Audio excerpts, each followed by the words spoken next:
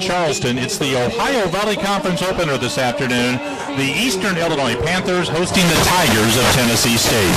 I'm Mike Brad along with Jack Ashmore. Eastern Illinois comes in 0-3. Losses to Arkansas, Illinois State, and Indiana State in the first 3 weeks. Jack, Panthers lost to Indiana State, but put up a lot of yards and a lot of points in that game. Well, Jonathan Brantley, the quarterback, had a truly great performance in that ball game. He threw for 443 yards and 4 touchdowns. That's the 8th highest passing total in EIU history, and his 37 completions in a single game was something Tony Romo never even did. Only Sean Payton and Jimmy Garoppolo have exceeded that total, and when you're mentioned in the same sentence with those guys, you've done something. Panthers are 0-3 largely because of the troubles their defense has had in the first 3 games. Well, they've given up 55, 48, and 55 points in those first 3 games. That ranks them 120th out of 124 FCS schools. That kind of performance would be driving any head coach crazy, but especially one like Kim Dameron, who spent most of his football career as a defensive coordinator. Now, Tennessee State comes in with a record of 1-0, but they are in a unique situation. They've had their last 2 games called off by bad weather, haven't played in 3 weeks, Jack, but when they did play, they played really well, and they're very talented at receiver. Yeah, Chris Rowland especially, he had a big first game for Tennessee State. He caught 7 passes for 154 yards. He had 226 total yards for the day. Last year, he was kind of a disappointment. He was a preseason all-conference selection, but started only 4 games, caught just 17 passes. But 4 of those came against the Panthers. And the year before that, when he was such a good kickoff return and punt return man, his longest return was against the Panthers, 65 yards. So he's hurt Eastern in the past. Fall starts tonight. It feels like fall today here in Charleston after a warm week. We've got 66 degrees, some clouds, and a little bit of wind. Very nice fall feel of the day here at O'Brien Field in Charleston. We'll be back with the kickoff. Eastern Illinois and Tennessee State back in a couple of minutes on the Panther Football Network.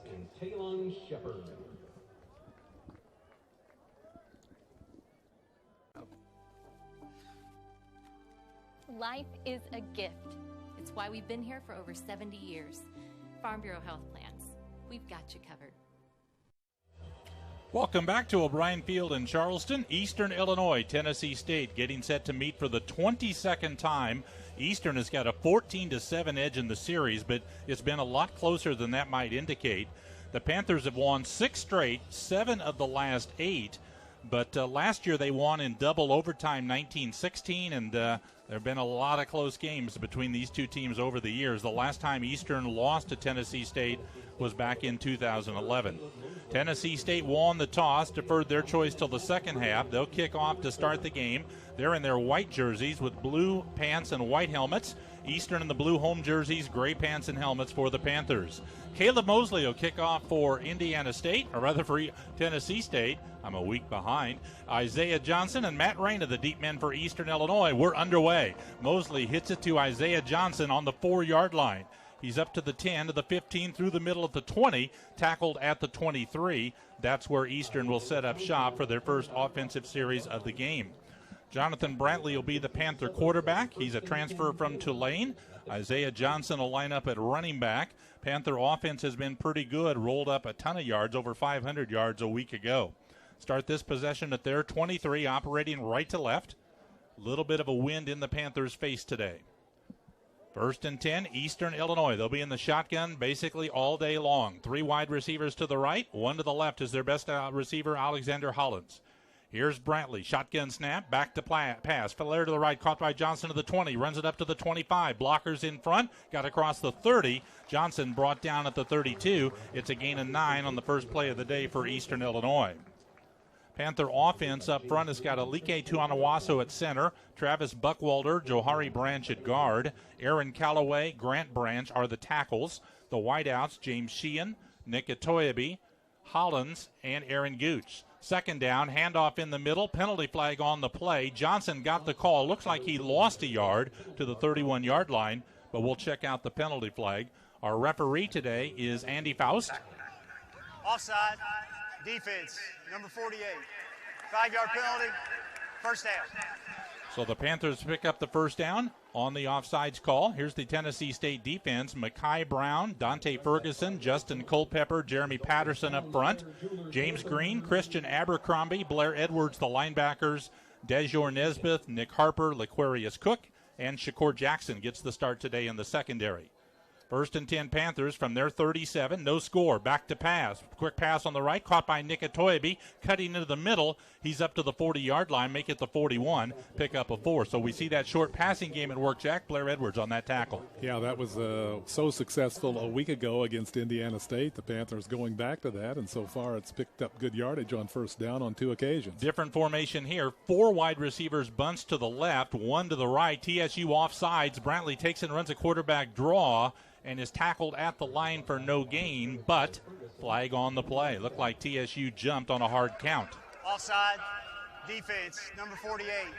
5-yard penalty, still first down. Second time that Mekhi Brown, defensive end, has been called for offsides for Tennessee State. Yeah, he had one of his friends jump off with him that time. He was just the one that was signaled out by the official. 4 plays from scrimmage so far for the Panthers, and 2 of them, Tennessee State jumped off sides, and they were very close on the 3rd. Second down, 1 to go for Eastern at their 46. Kind of a free down for the Panthers. Brantley in the shotgun. Johnson to his right. Brantley back, and a throw it to the right sideline. Caught by Atoyebi, and he's got a first down across midfield at the Tennessee State 48. Larry Wilhoit on the tackle, a cornerback for Tennessee State. So 2 early catches already for Nick Atoyebi, a senior out of Homewood Flossmoor for Eastern Illinois. Panthers have the ball at the TSU 48. We've got no score. It's the opening possession of the game. First down, 10 to go, Eastern Illinois. Brantley, quarterback draw, runs left, tripped up with a nice play right at the line. In fact, they lost a yard. Good quick move by the defensive tackle, Justin Culpepper, to get Brantley before he could get out of the open area. First time in this ballgame that the Panthers have been behind the chains a little bit, and they've been able to pick up good yardage on first down to this point. Second down, 11 to go here. Ball at the Tennessee State 49. 2 wideouts each way. Brantley looking over the defense. The freshman center, Tanawasa, to snap it. Good snap. Brantley back. 4-man rush. Brantley throwing to the right sideline. Incomplete. Intended for Atoyebi, and looks like the timing was off just a little bit there, Jack, as Brantley threw it, thinking Atoyebi would break that route to the sideline earlier. Yeah, and the ball was a little wide that time. Brantley opening the ball game 3 out of 4 passing. He came in completing 72% of his throws, which is certainly an excellent number. Brantley was named OVC Newcomer of the Week last week for the second time in 3 weeks. Third down, 11 to go. Eastern Illinois at the 49. Blitz on. Brantley back. Tight pocket. Throwing to the left side. Caught by Hollins. He's, I think, just short of the first down at the TSU 39. He's about a yard short as Dejor Nesbitt made the tackle for Tennessee State. I think the Panthers probably will go for it here, and that was a real good job of picking up the blitz by the Panthers, not only linemen but running backs as well. Officials have blown the play dead, and I think we have an official that is injured perhaps on the play. The line judge on the near side is holding his left calf, and that's the delay we've got on the field right now. It's a head linesman who is injured here. That would be Jeff Irwin. And the Eastern training staff is out to make sure he's okay. Yeah, they're working on his left calf, as I would imagine he's had some sort of a cramp or something of that nature. Nothing our score, but so we're going to take a break here in the first quarter. 12:32 to go. Eastern nothing, Tennessee State nothing. Back in a moment on the Panther Football Network. Engineered to move. Learn more at Dickies.com. Nobody in the country has gone for it on fourth down more times than Eastern Illinois. 12 attempts, they've made 7. They're going for it here. 4th and 1 at the Tennessee State 39 on the first drive of the game. Panthers in the pistol. Johnson a running back. Brantley awaits the snap. Penalty flag before the snap. And it's going to be a false start coming up against Eastern. False start. Offense, number 67. 5-yard penalty. 4th down. That's the center, Tanawasa, that got called for the false start. Now it's 4th and 6, not 4th and 1. Punt team starting to edge out onto the field for the Panthers. Jack, that was a problem in the second half, false starts last week against Indiana State. Yeah, it was.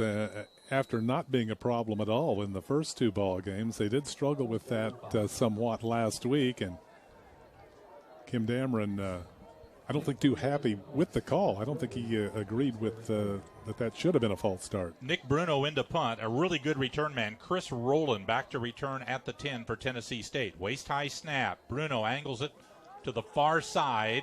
Rowland's going to run away from it. Let it bounce at the 5. Panthers bat it back and keep it out of the end zone, and they down it inside the 10-yard line.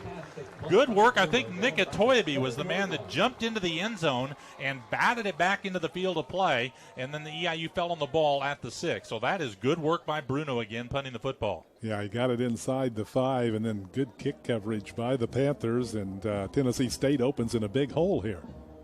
No score in the game. We've got 11:58 left to go in the first quarter as we see the Tennessee State offense come onto the field for the first time. They've been alternating a quarterback. We'll see who gets the start here. I believe is Demery Croft. He's a transfer from Minnesota. Should have to Kendrick Roberson at running back. Up front, they've got at center Anthony Jeter, Thomas Burton, Raekwon Allen the guards, Justin Brooks, Chidi Okeke are the tackles. 1st and 10, handoff to Kendrick Roberson, running to the right, met near the line, brought down a loss on the play. Panthers have not had a lot of tackles for loss this year. Levi Watson, a senior from Aurora, Colorado, got Roberson that time for a loss of 1. Eastern's defense up front has got Watson, Terrell Greer, and Josh Price. Ditarius Johnson, Joe Caputo, Nolan Dean at linebacker, Mark Williams, Deshaun Smith, Edwin Brown, Ray Crittenden, Cornelius Page in the back.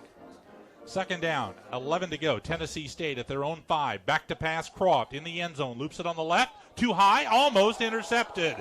Intended for Roberson. He tipped it, did a good job to get his hand on it, but tipped it into the air, and Cornelius Page dived for it and narrowly missed an interception at the 10-yard line. That was a very poor pass on a short attempt, and Roberson was fortunate that he didn't deflect that ball right to a Panther, because that would have been an easy touchdown. Tennessee State's converted 47% of the time on 3rd down. Eastern's defense, one of the worst in the country on 3rd down, giving up the first down 54% of the time. This is 3rd down 11, Tigers at their 6. Croft has 1 wide out to the left, 2 to the right. He's back to pass in the end zone. Panthers only rush 3. Croft has a lot of time. He's going to run. He's at the 5, the 10. Tripped up at the 12-yard line. Watson again with the ankle tackle for Eastern. Panther defense kind of revamped. A couple of new starters, some new schematic stuff going on there, Jack, and good on their first time out today. Well, they went with 3 down linemen instead of the 4 that they've used in the 3 previous ball games, and obviously a very short sample size, but so far so good. A 3 and out for Tennessee State. Freshman Caleb Mosley back to punt for TSU, averaging 39.2 per kick, 5th in the OVC. Aaron Gooch, who averages 2 yards a return, a senior for Eastern out of Homewood Flossmoor High School, back to return at midfield. 4th down, about 5 to go for the Tigers, snapping from their 12. Low snap, pressure up the middle, almost blocked. Ball comes to the near side. It was tipped, they rule, and the Panthers are going to get the ball inside the Tennessee State 40-yard line as Eastern put a lot of pressure on. We got a timeout on the field before Eastern takes the ball. 10:26 to go in the first quarter. No score. Back in a moment on the Panther Football Network. To move, learn more at Dickies.com.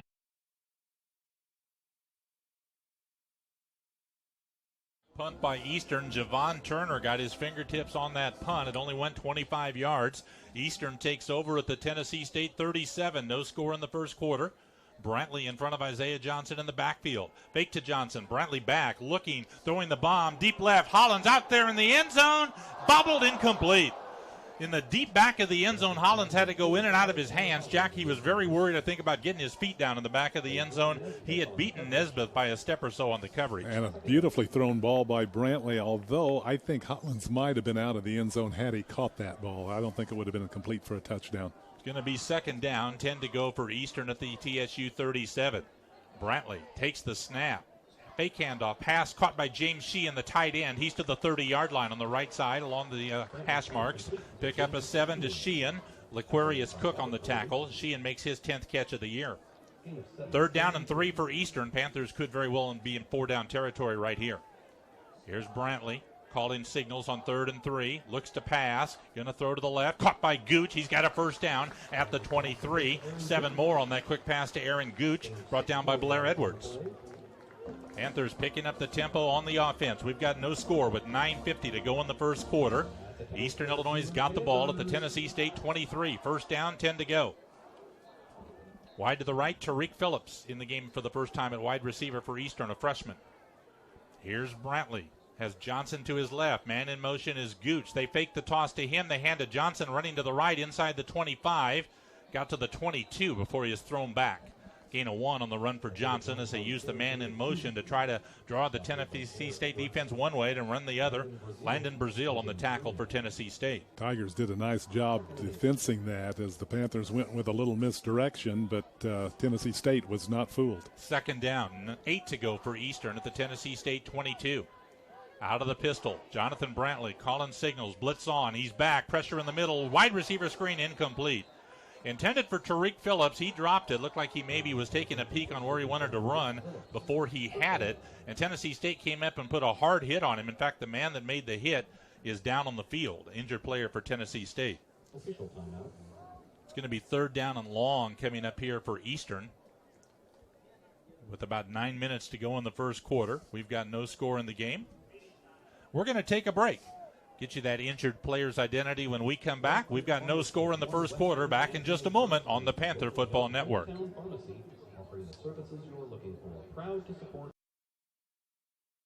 Tennessee State was defensive back Shakur Jackson. He got off, walked off under his own power. Third down, 8 to go. Eastern Illinois at the Tennessee State 22-yard line. We've got no score with 9 minutes to go in the first quarter. Panthers trying to take advantage of a partially blocked punt that gave them the ball at the TSU 37. They've picked up one first down on this possession. Narrowly missed a long touchdown pass in the back of the end zone. And now looking at third down and long. Tariq Phillips wide to the right. Gooch and Sheehan and Hollins all wide to the left. Here's Brantley on the call on 3rd and 8.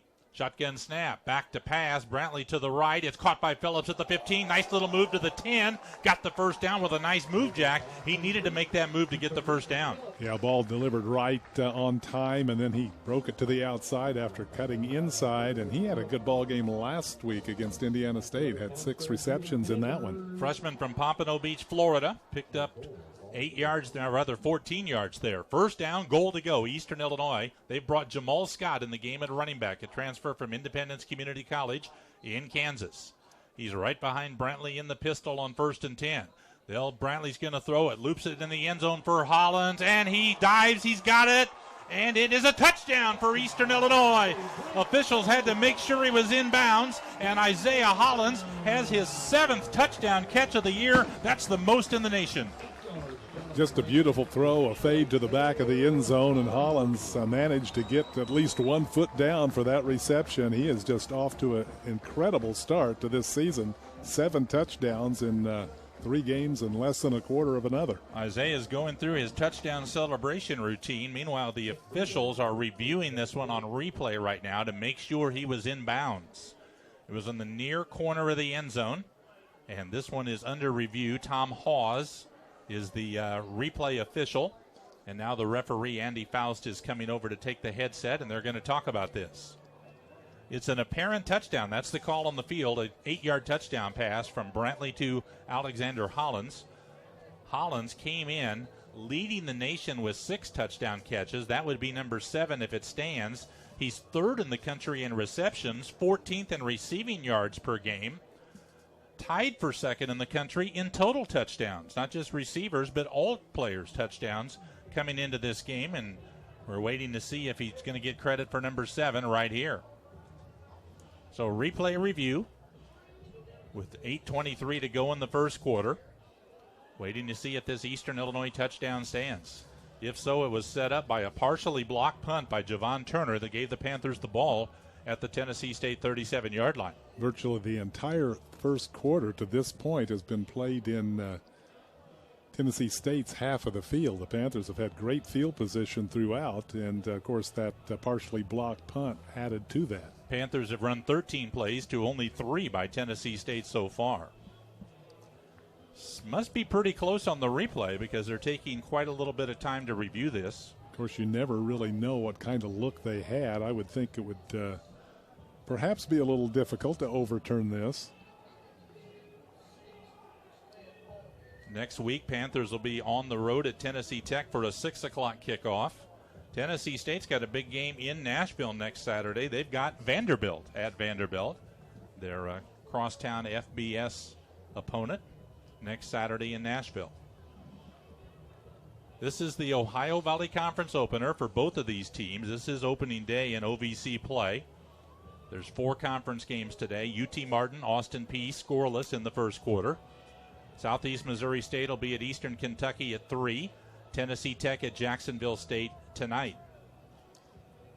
Panthers have won 6 straight OVC openers. They've also defeated Tennessee State 6 games in a row. So hoping to extend both streaks here this afternoon. Hard to believe this is Eastern's 23rd season in the OVC. No, yeah. Doesn't seem like it should be nearly that long. Panthers have not lost an OVC opener since 2011 when they lost to Tennessee Tech. All time they are 18-4 on opening day in conference play in the OVC. Well, this must be an awfully close replay. Hollins made the catch as he was going to the turf. Here comes the call. After review, it is determined that the receiver bobbled the ball when he hit the ground. Therefore, it is an incomplete pass. It will be 2nd and goal at the 8-yard line on the right hash. The clock is good. So 2nd down, goal to go for Eastern at the 8. So for now, take that touchdown off of the board. Panthers will still have a couple more cracks to put it back on the board. I was looking mainly at his feet on that catch, and obviously did not catch any sort of bobble. Hollins wide to the left again. Phillips and Gooch go wide to the right. Eastern's got Sheehan in the backfield right now, along with Jamal Scott, lined up to the left of Brantley. 2nd and goal at the 8-yard line. No score. Man in motion is Gooch. They fake it to him. Brantley on a run. Cuts in across the 5. Gets down to about the 3. So Brantley, planned run over right tackle, picked up 5 yards. It'll bring up 3rd down, goal to go. Brantley has been a pretty good runner for Eastern. He's up down to about 75 yards on the season. Vincent Sellers made that tackle for Tennessee State. Big play here early in the game. 3rd and goal, Eastern Illinois at the Tennessee State 3-yard line. Eastern in the pistol. Scott, the running back, behind Brantley. Brantley will hand to Scott. No, pass, and it's knocked down, incomplete. A fake handoff to Scott. Brantley tried to throw to Sheehan in the end zone, and it got knocked down at the line of scrimmage. It'll be 4th down. So the replay on the touchdown takes away the score, and the Panthers will send out the field goal team. Cook, the free safety, coming on a blitz that time, got his hands on the football, knocking it away, and the Panthers hopefully will settle for 3 here. Kind of a victory for Tennessee State, given how Eastern has controlled the first quarter. First field goal attempt of the season for senior Nick Bruno, who's going to attempt a 20-yarder from the right hash mark. They place it down. The kick is up, and the kick is good. So Eastern does convert the partially blocked punt into points, not the 7 they'd hoped for. They have to settle for 3 by Nick Bruno. That is the 32nd field goal of his career. He is number 3 on the Panther career field goal list, needs 2 more to tie Cameron Barra at number 2. So the Panther offense takes advantage, Jack, but we're going to hold it here. Not quite the full advantage they'd hoped to. No, and especially disappointing when you thought a touchdown had been scored, only to have that taken off the board and having to settle for 3 points. Again, Eastern doing a nice job offensively, controlling the ball and the clock here in the first quarter, but unable to put more points on the board than just 3. After the block punt, Panthers drive 34 yards in 10 plays, used up 2 minutes and 40 seconds, had a touchdown taken away on a replay call, and had to settle for a field goal. So Eastern leads it 3-0 as freshman Josh Delgado tees it up for Eastern to kick off. Deep men for Tennessee State. Looks like Stephen Newbold and Devon Johnson are deep. Check that. It's Newbold and Major Bellamy. No, check that. It's Johnson and Bellamy.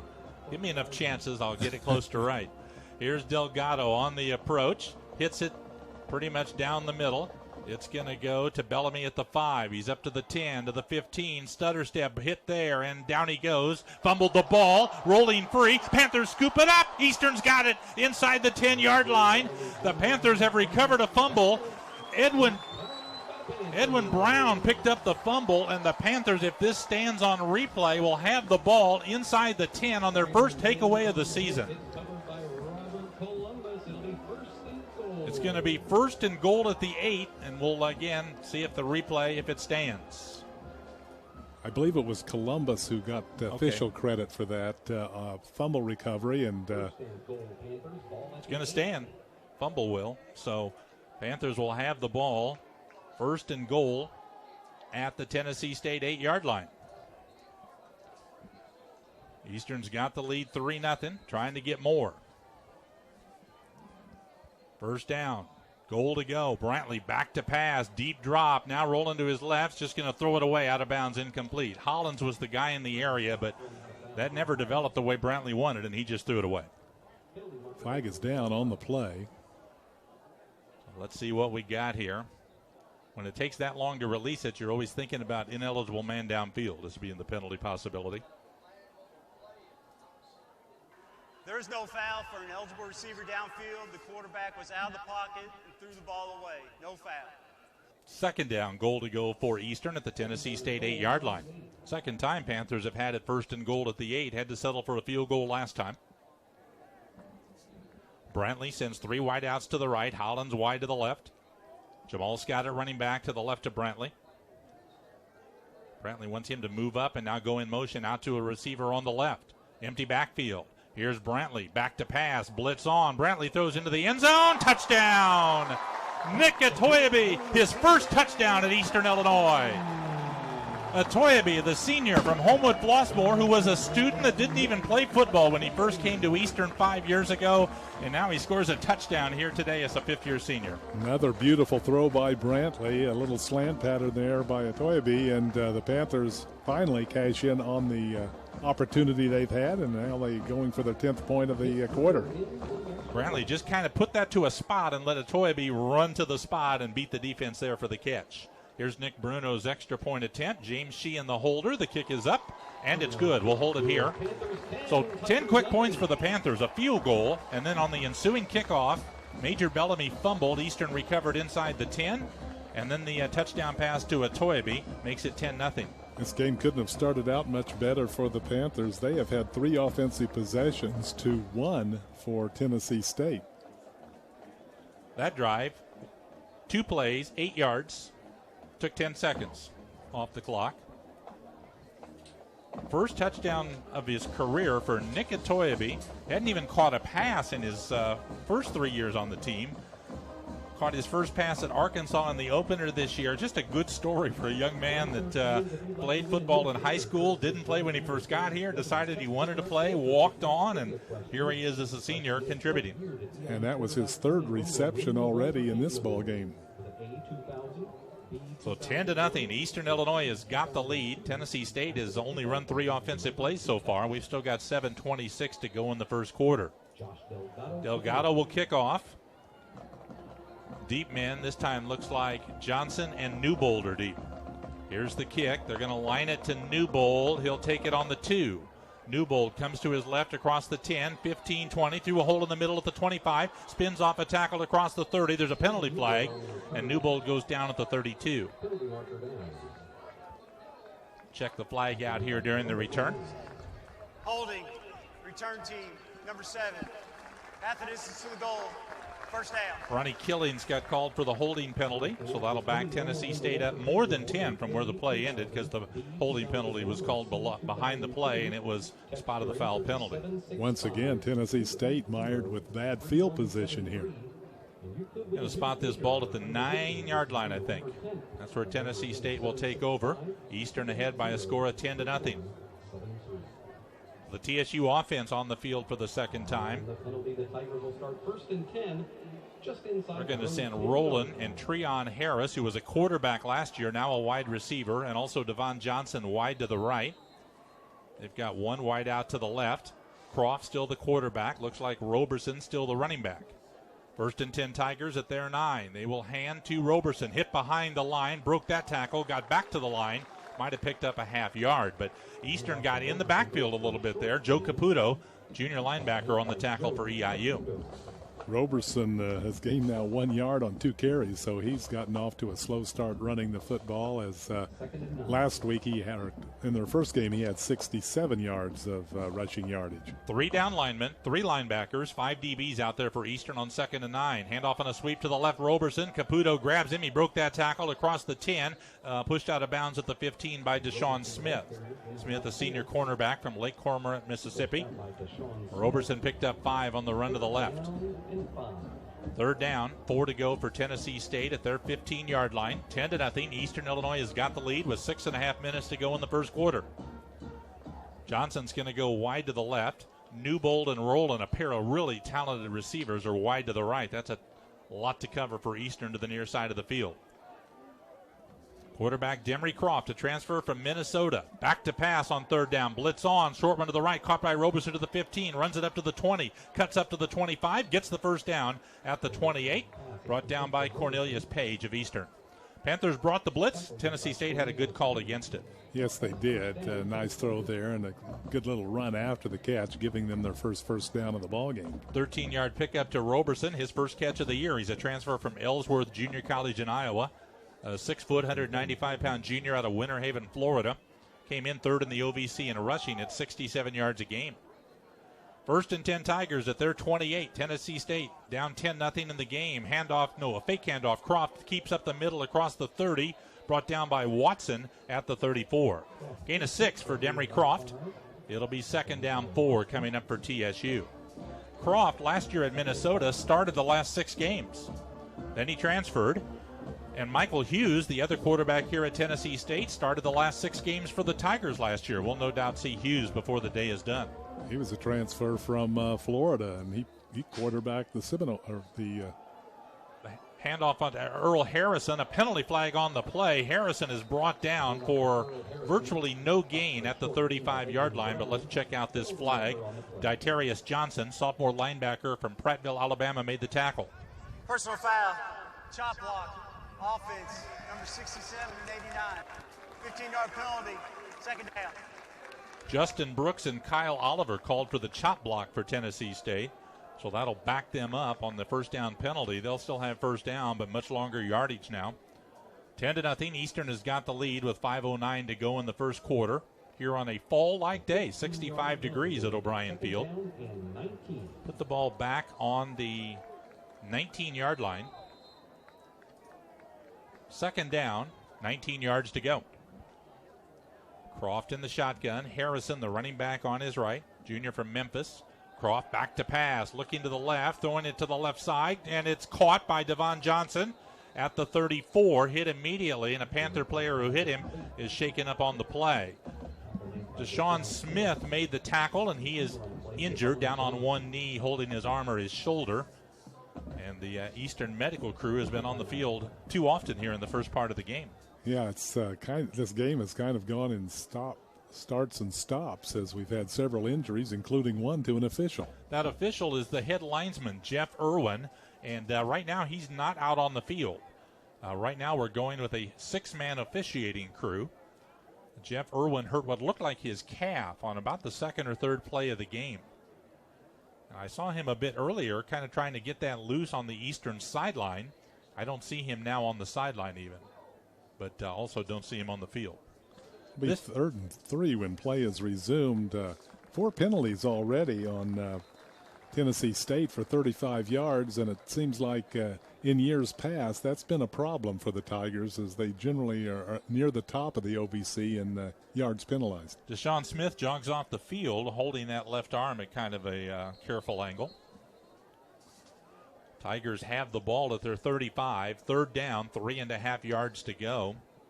They're 1 for 2 on 3rd down so far today. Clock moving, 4:44 to go in the first quarter. Eastern Illinois got a 10-0 lead on Tennessee State. 1 wide receiver to the left, 3 bunched on the right. 3rd down, 3.5. Croft back to pass. Quick one on the left, caught by Roberson, and he gets the first down up the sideline at the 40. They're going to mark him out at the 39, but that's just enough. Javon Turner came up after the catch, but Roberson was able to get around him, and then Edwin Brown made the tackle. Gain of 4, 1st and 10 Tennessee State at their 39. Demery Croft completed 41% of his passes last year at Minnesota. 4 touchdowns, 7 picks. He's back to pass. Good protection. Throwing it deep down the middle of the field. Intercepted. Mark Williams at the Eastern 25 to the 30. Williams up the near side 40. Weaving to the 50. Williams going to cut to his right now, back up the middle to the 40. Williams still on his feet. Broke a tackle 35 to the 31. What a great run by sophomore cornerback Mark Williams with his first pick this season. Yeah, it really was. Just a super return of that intercepted pass. He was running step for step for Devon Johnson and made an over-the-shoulder catch and then made a fantastic return, giving the Panthers good field position once again. Mark Williams' dad was a longtime NFL cornerback, and he showed maybe some moves he got from dad there. 4th career interception for Mark Williams of Eastern. He returned one for a touchdown last year, and I thought for a moment there, Jack, he might do it again on that one. Panthers in good position again at the TSU 31 with their second takeaway. Handoff to Johnson, flips to Matt Reyna on a reverse, gets around the corner, room to motor 30, 25-20, tackled from behind at the 19. Matt Reyna took the pitch out, got tackled from behind by Dante Ferguson, but after a 12-yard pickup. First down, 10 to go. Eastern Illinois spot the ball at the Tiger 18-yard line. You have to feel the Panthers have the Tigers a little bit on their heels right now, and so it would be a good time to tack on an additional score here. Jonathan Brantley has Isaiah Johnson behind him at running back on 1st and 10 at the Tennessee State 18-yard line. Man in motion, James Sheehan moves in tight on the right. Here's Brantley, back to pass, fakes short, looking deep, now going to roll to his right. Brantley's going to run at the 20, he's at the 15, Brantley at the 10, at the 5, dives for the corner, he's out of bounds inside the 5, at the 2. Brantley a little bit reluctant to run there, Jack, but once he took off, he had a lot of space on the far side. Well, he pumped twice and was looking through his options, decided to take off, and Brantley, an excellent runner. In fact, in the first 2 ball games in the battle with Woodbury for the starting role, it was the running game that gave Brantley a bit of an edge. First down, handoff. No, Brantley keeps around the right side, and he's in for a touchdown for Eastern Illinois. First Eastern touchdown for Jonathan Brantley as he faked into the middle to Jamal Scott, kept it himself around the right end, and the Panthers have converted 2 turnovers into points, and they lead it 16-0 in the first quarter. Well, we talked about it at the top of the program. The Panthers have not created a turnover all season long. Now they've got 2, and the results are a couple of touchdowns. That one set up by the interception by Mark Williams. In to attempt the extra point again, Nick Bruno out of Daytona Beach, Florida. The holder is James Sheehan. Here's the snap, placed down, kicks up, and it's through. We're going to hold it here. Bruno's a senior, but he missed all of last year with an injury. And then when he started this year, at first the plan was he was just going to be the punter. But the other kicker, Matt Severino, struggled a bit in the first 2 games, so now Bruno is kicking and punting and looks pretty composed and comfortable doing both. It was quite interesting last year. Bruno actually injured himself in the warm-ups over at Indiana State prior to the first game, and they had to put in an emergency call to Severino to get to Terre Haute and help out with the kicking chores, and Bruno didn't kick again that year. Severino made a bunch of important kicks last year, including one at Tennessee State, an overtime kick that Eastern needed to beat the Tigers in the game in Nashville in overtime last year. Well, after the Williams interception, Panthers go 31 yards in 3 plays. Took 63 seconds, and it's Eastern Illinois 17, Tennessee State nothing, with just under 3 minutes to go in the first quarter. Brantley doing a very nice job of running the football on 2 successive plays there to get into the end zone. I'm thinking Mark Williams needs to be in the running game somewhere for Eastern, Jack. Here's Delgado kicking off. Hits it deep. Newbold is going to take it at the 2-yard line. Brings it up to the 10, runs into his own man at the 15, and then runs into a pile of blue shirts at the 18-yard line. Newbold got slowed down by his own blocker, and when he spun off that, he got blasted by a couple of Panthers at the 18. Well, not much has gone right for Tennessee State so far in this ball game, and that play just kind of capitalized that. Have they changed the fair catch rule on kickoffs and didn't tell me? Because I'm watching a bunch of guys take kickoffs from in that case, the 2, and bring it back out way short of the 25. Or if they fair catch that ball at the 2, they get the ball on the 25. Tennessee State offense has made a change at quarterback. Michael Hughes has come in at quarterback from Nashville. 6'2", 230-pound junior. Started the last half of last year. He sets up shop at the 18 of Tennessee State. He'll hand in the middle. Roberson hit at the line. Bounced off. Couldn't get away. 2-yard gain by Roberson. Brought down by a pair of Panthers. Ditarius Johnson's on the tackle. And also Dimitri George, a redshirt freshman from Lafayette, Indiana. Michael Hughes led the OVC in passing efficiency a year ago, so he's got quite a bit of experience. Through 15 touchdown passes, only 6 interceptions. 2nd and 8, Tennessee State at their 20.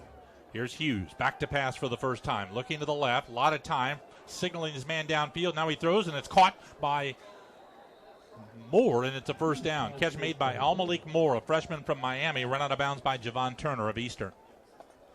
1st and 10, Tennessee State at their 34-yard line on a pickup of 14. Well, the key to that play was the amount of time that Hughes had to throw the football. He had all day to pick out an open receiver and finally found one. Eastern 17, Tennessee State nothing late in the first quarter. 1st and 10 Tigers at their 34.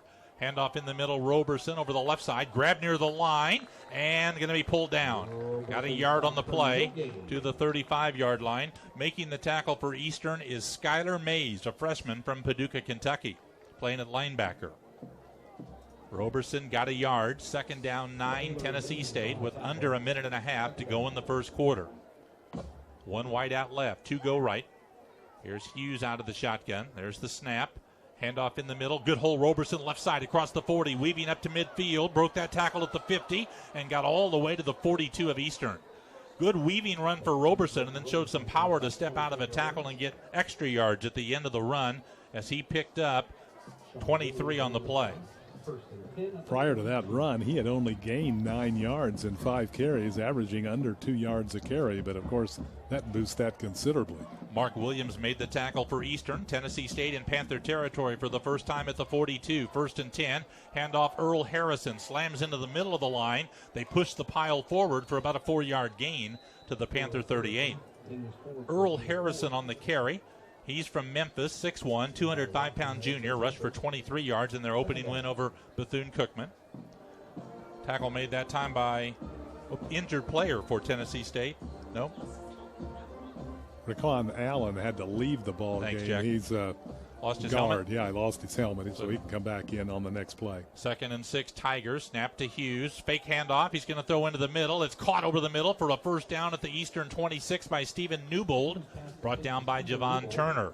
So Newbold, a junior from Carroll City, Florida, first-team All-Conference last year, made that catch. Panther was slow getting up. They stopped the game, and he'll have to come out of the game because of that. He's going to jog off to the near side. Ditarius Johnson, who was shaken up for Eastern. Well, check that. It's not. Ditarius went in. Sean Williams was the player shaken up. He goes out. 1st and 10, Tennessee State. Moving the ball well now at the Eastern 28. We're down to 10 seconds to go in the first quarter. Clock running. Tigers may not want to run another play this quarter. Down to 4, now 3 seconds, and the clock will run out, and that's the end of the first quarter. We'll take a break at O'Brien Field. It's Eastern Illinois 17, Tennessee State nothing after 1 quarter. Back in a moment on the Panther Football Network.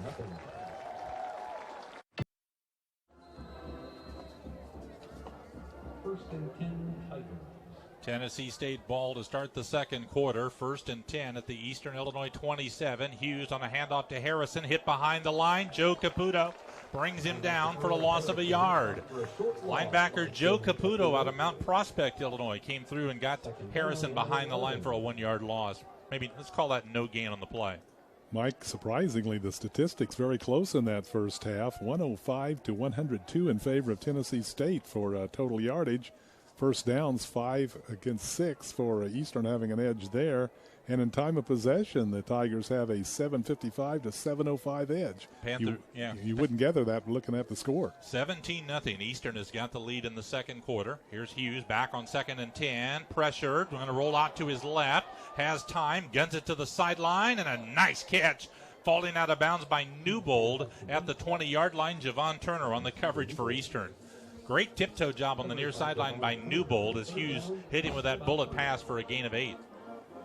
Newbold had caught a football in 21 consecutive games until their finale last year against Jacksonville State. Then he was shut out again against Bethune-Cookman on their first game this year, but he's an all OVC preseason selection. Been the second leading receiver 2 years in a row behind Patrick Smith. Third down, 2 to go. Tennessee State at the Eastern 20. 2 wideouts right, 1 left. Roberson, a running back. Here's Hughes, going to pass, going to throw it into the middle, incomplete. Intended for Chris Rowland, and he was not looking for the ball until after Hughes released it. So it's 4th down, and the field goal team comes out for Tennessee State. They've got a freshman kicker, Antonio Zita, went 2 for 2 in his first game, both from pretty short range, both 23-yard kicks. This one's going to be a 37-yard kick. Chris Rowland will be the holder. Check that. Mitchell Boudreau's going to be the holder at the left hash mark. Let's call this a 38-yard. Fayetteville, Tennessee. There's the snap. Placed down. Kick is up. Kick is barely long enough, and it's good. Didn't have a whole lot to spare, but it got over to put Tennessee State on the scoreboard. So we've got a timeout on the field with 13:36 left in the first half. Eastern Illinois 17, Tennessee State 3. Back in a moment on the Panther Football Network. Fall type day here on the Eastern Illinois University campus. It's family weekend. They saw the Panthers jump out to a 17-0 lead in the first quarter. Then Tennessee State answered with a long scoring drive, 62 yards in 10 plays. 4 minutes and 14 seconds. They kicked a field goal.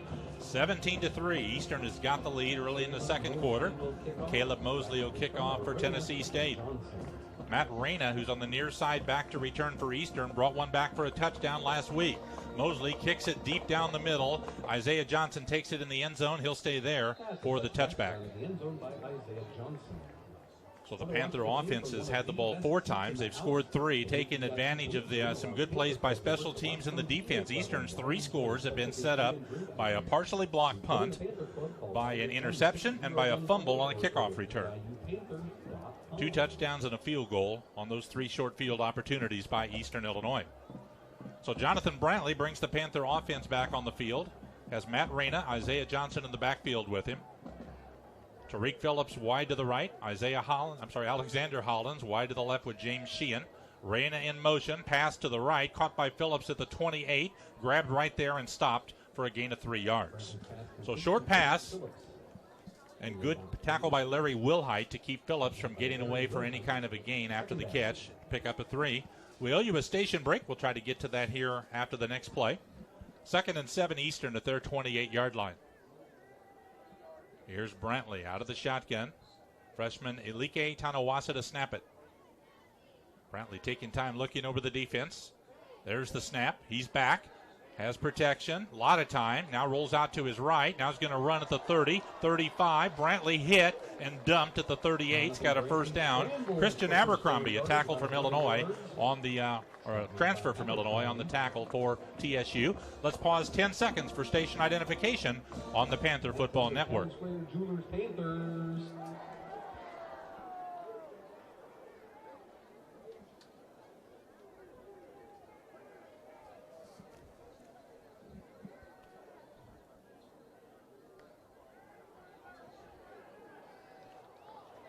First and 10, Brantley connects with James Sheehan on a short pass for a 5-yard gain, but there's a penalty flag on the play. Abercrombie, again on the tackle for Tennessee State.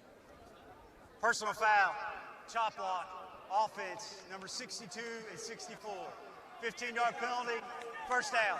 Buckwalter and Jahari Branch called for the chop block for Eastern. Second penalty by the Panthers, and that'll back them up inside the 25-yard line and make it first and really long from the 24-yard line.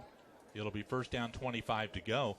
Last year, Eastern, this would have been a death penalty for that drive, Jack. No way they could recover from a penalty like this. This year, they got a chance at least. Yeah, they've certainly much more potent offensively this year, and good passing attack as well as a good running attack. First down, 25 to go. Eastern Illinois at its 24. Blitz on. Brantley back, dumps it into the middle. Claw dropped. Reyna crossing the middle, had to go off his hands. He's shaking his left hand. He might have jammed a finger on that one as he reached to catch it. Had he caught it, he would have had little bit of a run after the catch to get part of that 25 yards back. The ball was thrown hard. It was out of necessity on a crossing pattern like that. And as you said, Reyna, I think, jammed a finger. He's out of the game. Second down, 25 to go for Eastern from their 24-yard line. 3 wideouts left. Phillips to the right. Brantley back to pass. Sets up in the pocket. Pressure from behind. He throws in the left flat to Gooch. He's at the 30. Up the sideline 35. Breaks through 40. Gooch in the move at the 50. Gooch in the clear at the 40. Down the sideline 30. 20. He'll go all the way. Touchdown Eastern Illinois. Aaron Gooch, his first career touchdown. Well, just a very determined run by Gooch after that catch, and some missed tackles for Tennessee State. Great job by Brantley, too, as he had to deliver that ball with the pocket collapsing around him. Got it to Gooch, and Gooch did the rest down the left sideline. The other wide receiver, Tariq Phillips, was out there blocking on the last defender, Jack, and he kept him away and made it easy for Gooch. Credit Phillips for the last part of that run, too. 76-yard touchdown play from Brantley to Gooch. Here's Bruno's extra point attempt. Out of the hold is Sheehan. The kick is up, and it's good. So Eastern's offense doesn't need any help from the special teams or defense that time. Timeout on the field with 11:55 to go in the first half. Eastern Illinois has got a 24-3 lead over Tennessee State. Back in a moment on the Panther Football Network. Flex, engineered to move. Learn more at Dickies.com. Aaron Gooch celebrating his 76-yard touchdown for Eastern on the sideline as Josh Delgado kicks off for the Panthers. Devon Johnson backs up 2 yards deep. Out he comes. He's at the 10. Heads right 15, up the middle 20. Hit at the 25 and brought down at the 28. Skylar Mays brought him down. Again, a guy bringing it out of the end zone, but that time, Jack, he got it out past the 25, so that was a good move. Positive return. Tennessee State's got to be a little shell-shocked of what they've run into so far in this ball game. The Panthers, of course, 0-3 coming in, and Tennessee State coming off a rather lopsided win in their first game and only game over Bethune-Cookman. But they've got punched in the mouth here in this first half, and it'll be interesting to see how they respond. Last drive by Eastern, 75 yards in 4 plays, used a minute 41, and the long touchdown pass, short pass, long run by Gooch for the touchdown. Tiger ball at their 28. Hughes still the quarterback on first down. Handoff into the middle. Big back gets up to the 30. Grabbed there and pushed back. That is DeMarco Corbin, who made his last appearance at O'Brien Field 2 years ago as a member of the Illinois State Redbirds. Played last year at a junior college in Arizona. Now he's a junior at Tennessee State, a running back from Euless, Texas. Gained 2 yards to the 30. Back on the defense, Deshaun Smith for Eastern. He was out earlier with an injury, but back out there now. 2nd and 8 Tigers at their 30. Hughes drops back to pass. They pick up the blitz. Short one over the middle. Caught by Rowland to the 30. Good move to the 35 to the 40. Runs out of bounds. Rowland really faked out Antonio Crosby with a nice move. And Ditarius Johnson right him out of bounds at the 42. Michael Hughes getting his second straight series at the quarterback position for Tennessee State. The last drive stalled out, and they had to settle for a field goal, but looked like he might have given them a little bit of a spark offensively. Hughes 4 of 5 passing for 44 yards. 1st and 10 Tigers at their 42. Eastern Illinois got a 24-3 lead in the second quarter over Tennessee State. Here's Hughes back to pass on first down. Going to throw it short left. Caught by the tight end Cavett. Pushed out of bounds by Williams. Right at the line of scrimmage. No gain on the play. First catch for Miles Cavett, a junior from Greenfield, Tennessee. No gain. 10.5 minutes to go in the first half. This Eastern defense gives up in the first 3 games an average of 52 points a game, so Tennessee State's got to feel like they got a great chance to get back in this. 2nd and 10 Tigers at their 42. Hughes back to pass, blitz on. He's going to throw to the right side, caught by Rowland. Crosby runs him out of bounds immediately at the 46. Antonio Crosby on the tackle, a junior from Chicago, Simeon. Well, the Panther defense now has another opportunity to get off the field here if they can come up with a play on 3rd down. It's 3rd down and about 6 yards to go. From the Tennessee State 46, Tigers 2 for 4 so far on 3rd down. They send Rowland and Moore and Newbold wide to the left. These are really talented, fast receivers from Tennessee State. Third down and 6. Hughes rolling out to the left, looking, throwing into the middle, tipped into the air, and caught by Tennessee State. Eastern tipped it, and it got caught by Rowland at the Panther 39 for a first down. Good concentration by Rowland, but the Tigers a bit fortunate there. There were 4 blue-shirted Panthers around that football when it got tipped, and it went right to the one white-shirted Tiger who made the reception. Was Rowland the original receiver on the play, Jack, or not, you think? There were 2 guys in the vicinity, and Rowland would have been one of those options, but I don't know who that ball was intended for. 15-yard gain, 1st and 10 at the Eastern 39. Handoff Corbin through the middle and got about 4 to the 35 on a run between the tackles. DeMarco Corbin brought down by Talon Shepard. Also Nolan Dean, a sophomore from Naperville, in on that tackle. It'll be 2nd down, 6 yards to go for Tennessee State. They have it at the Eastern 35-yard line. 8:50 to go in the first half. 24-3 Eastern. Fake handoff. Pass out on the right to Rowland at the 35. He's behind a block at the 30 and rustled down close to the first down at the 29. Deshaun Smith and Cornelius Page on the tackle for Eastern. Rowland got the first down at the 29. It's a pretty big offensive series for Tennessee State. They trail in the ball game by 21 points. They need to get back into the game as quickly as they can, and obviously answering the Panther touchdown with one of their own would really help in that manner. Eastern has scored the last 4 times they've had it. Fake handoff. Hughes keeps it right side, cuts back at the 25, hit and stopped at the 21. Terrell Greer made the tackle, a junior from Chicago Mount Carmel, playing defensive tackle for Eastern. Hughes, a big guy, not the most nimble, not the fastest guy, but good size. He is 6'2", 230. He gained about 8 there. It's 2nd down, 2 to go Tigers at the Eastern 21. Tennessee State picking up the tempo now. Here's Hughes. He'll hand left side Corbin on a sweep, cuts in, hit at the line, brought down. No gain. Joe Caputo on the tackle. Joe, the leading tackler for Eastern with 24 coming into the game, tied for 7th in the OVC. Panthers did a good job of stringing that out. Caputo made the initial hit and then would not let go until some teammates arrived to help out. 3rd down and 2 for Tennessee State at the Panther 21. They've still got Corbin, the big back, 6'1", 225 in the game. Other backs for TSU a little smaller and quicker.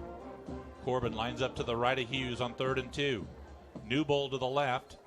2 wideouts go right.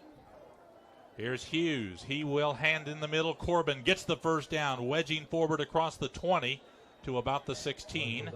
Brought down by Josh Price for Eastern and by Nolan Dean. Price, the senior defensive end from Marietta, Georgia, the main guy on the stop. Pretty good surge that time by the Tennessee State offensive line. 1st and 10 Tigers at Eastern 17. Quick pass on the right. Caught by Rowland at the 15. Weaving down inside the 10. And he's brought down right there around the 10-yard line. Tackle made by Cornelius Page. Rowland almost put a knee down as he bent over to catch that one. Kim Dameron, the Eastern coach, is yelling at the officials. I think they would really like to see that reviewed to see if it should have been no gain on the play. Now we do have a stoppage. The ruling on the field is a completed pass. The previous play is under review. So they are going to take a look at it. They're not looking at whether or not it's complete here. I think he caught it. The question is, was his knee down as he bent over to catch it? Yeah, I think the official just misstated that, as there was no question that it was a catch, but he did have a knee on the ground, and it was whether or not he got the knee off the ground by the time the ball got there, as that pass was thrown a little bit low. Well, this date in Eastern football history, we go back 6 years, September 22nd of 2012, a memorable game. It's one that may have sparked the Panthers' run to the Ohio Valley Conference Championship and a playoff appearance. All-American wide receiver Eric Laura threw a 2-point conversion pass to Von Wise in overtime, giving Eastern a 50-49 win over Murray State. Laura set Eastern and OVC records in that game with 21 catches, 269 yards, and 3 touchdowns as the Panthers beat Murray State 50-49 September 22nd of 2012. Replay review going on. Third time at least we've had one of these today. Eastern had a touchdown taken away with one. What ended up with a field goal, so that one cost the Panthers 4 points. This time we're reviewing whether or not Tennessee State should have an 8-yard gain on the previous play or maybe a much shorter gain. Panther coach Kim Dameron looking on. He was very quick to get out on the field. It was determined that the receiver's knee was down at the 19-yard line. It'll be second down and 12 on the right hash. So Kim Dameron has got some pretty good eyes to see that from all the way across the field. Instead of an 8-yard gain, it's a 2-yard loss on the catch by Rowland at the 19. Yeah, Rowland made a nice run after catching that low pass, but unfortunately for him and his Tiger teammates, it's been blown dead, and it's back to the second down and long now. Second and 12, Tennessee State at the Eastern Illinois 19-yard line. Here's Hughes out of the shotgun. He drops back to pass. EIU rushing 4. Hughes steps up, throws into the end zone, tipped and incomplete. Mark Williams got his fingertips on it, and nobody was in position behind him to pick it off. Pass was thrown behind the intended receiver, who was Devon Johnson. And it was overthrown too. And when you throw too high over the middle, you're asking for trouble. And Tennessee State fortunate there, that pass wasn't picked off. Third down, 11 to go. Tennessee State at the Panther 19. 24-3. Eastern's got the lead just past the midway mark in the second quarter. Michael Hughes, the TSU quarterback, looking over to the far sideline to get the play signaled in. Newbold wide to the right. Johnson and Rowland wide to the left. And timeout taken by Tennessee State head coach Rod Reed. Timeout, Tennessee State. This is their first of the half. This will be a full media timeout. So that means we'll take a break. It's 24-3. Eastern has got the lead in the second quarter. Back in a moment on the Panther Football Network. Individual needs. Title sponsor of EIU Athletics with a senior discount, Charleston Rehab and Health. Dickies Flex, engineered to move. Learn more at dickies.com. Big play after the timeout. Third down, 12 to go. Tennessee State at the Eastern 19-yard line. Here's Hughes back to pass. Three-man rush. Has a lot of time. Guns into the end zone. Knock broken up. Incomplete. Intended at the goal line for the tight end and broken up by Ray Crittenden of EIU. It's going to be fourth down. Intended receiver, I think, is Miles Cavett at the goal line. Had to go off his hands. Crittenden had good coverage. Make that Kyle Oliver on the intended receiver. Fourth down, field goal team back out for Tennessee State. Zeta barely got the ball over the crossbar on a 36-yard attempt his last time, or 37-yarder. This is about the same. This one's actually just a tad shorter. It's about 36. Off the right hash mark. Good snap. Ball placed down. Kick is up. Got better distance that time, and the kick is good. So Zeta is 2 for 2 on field goals.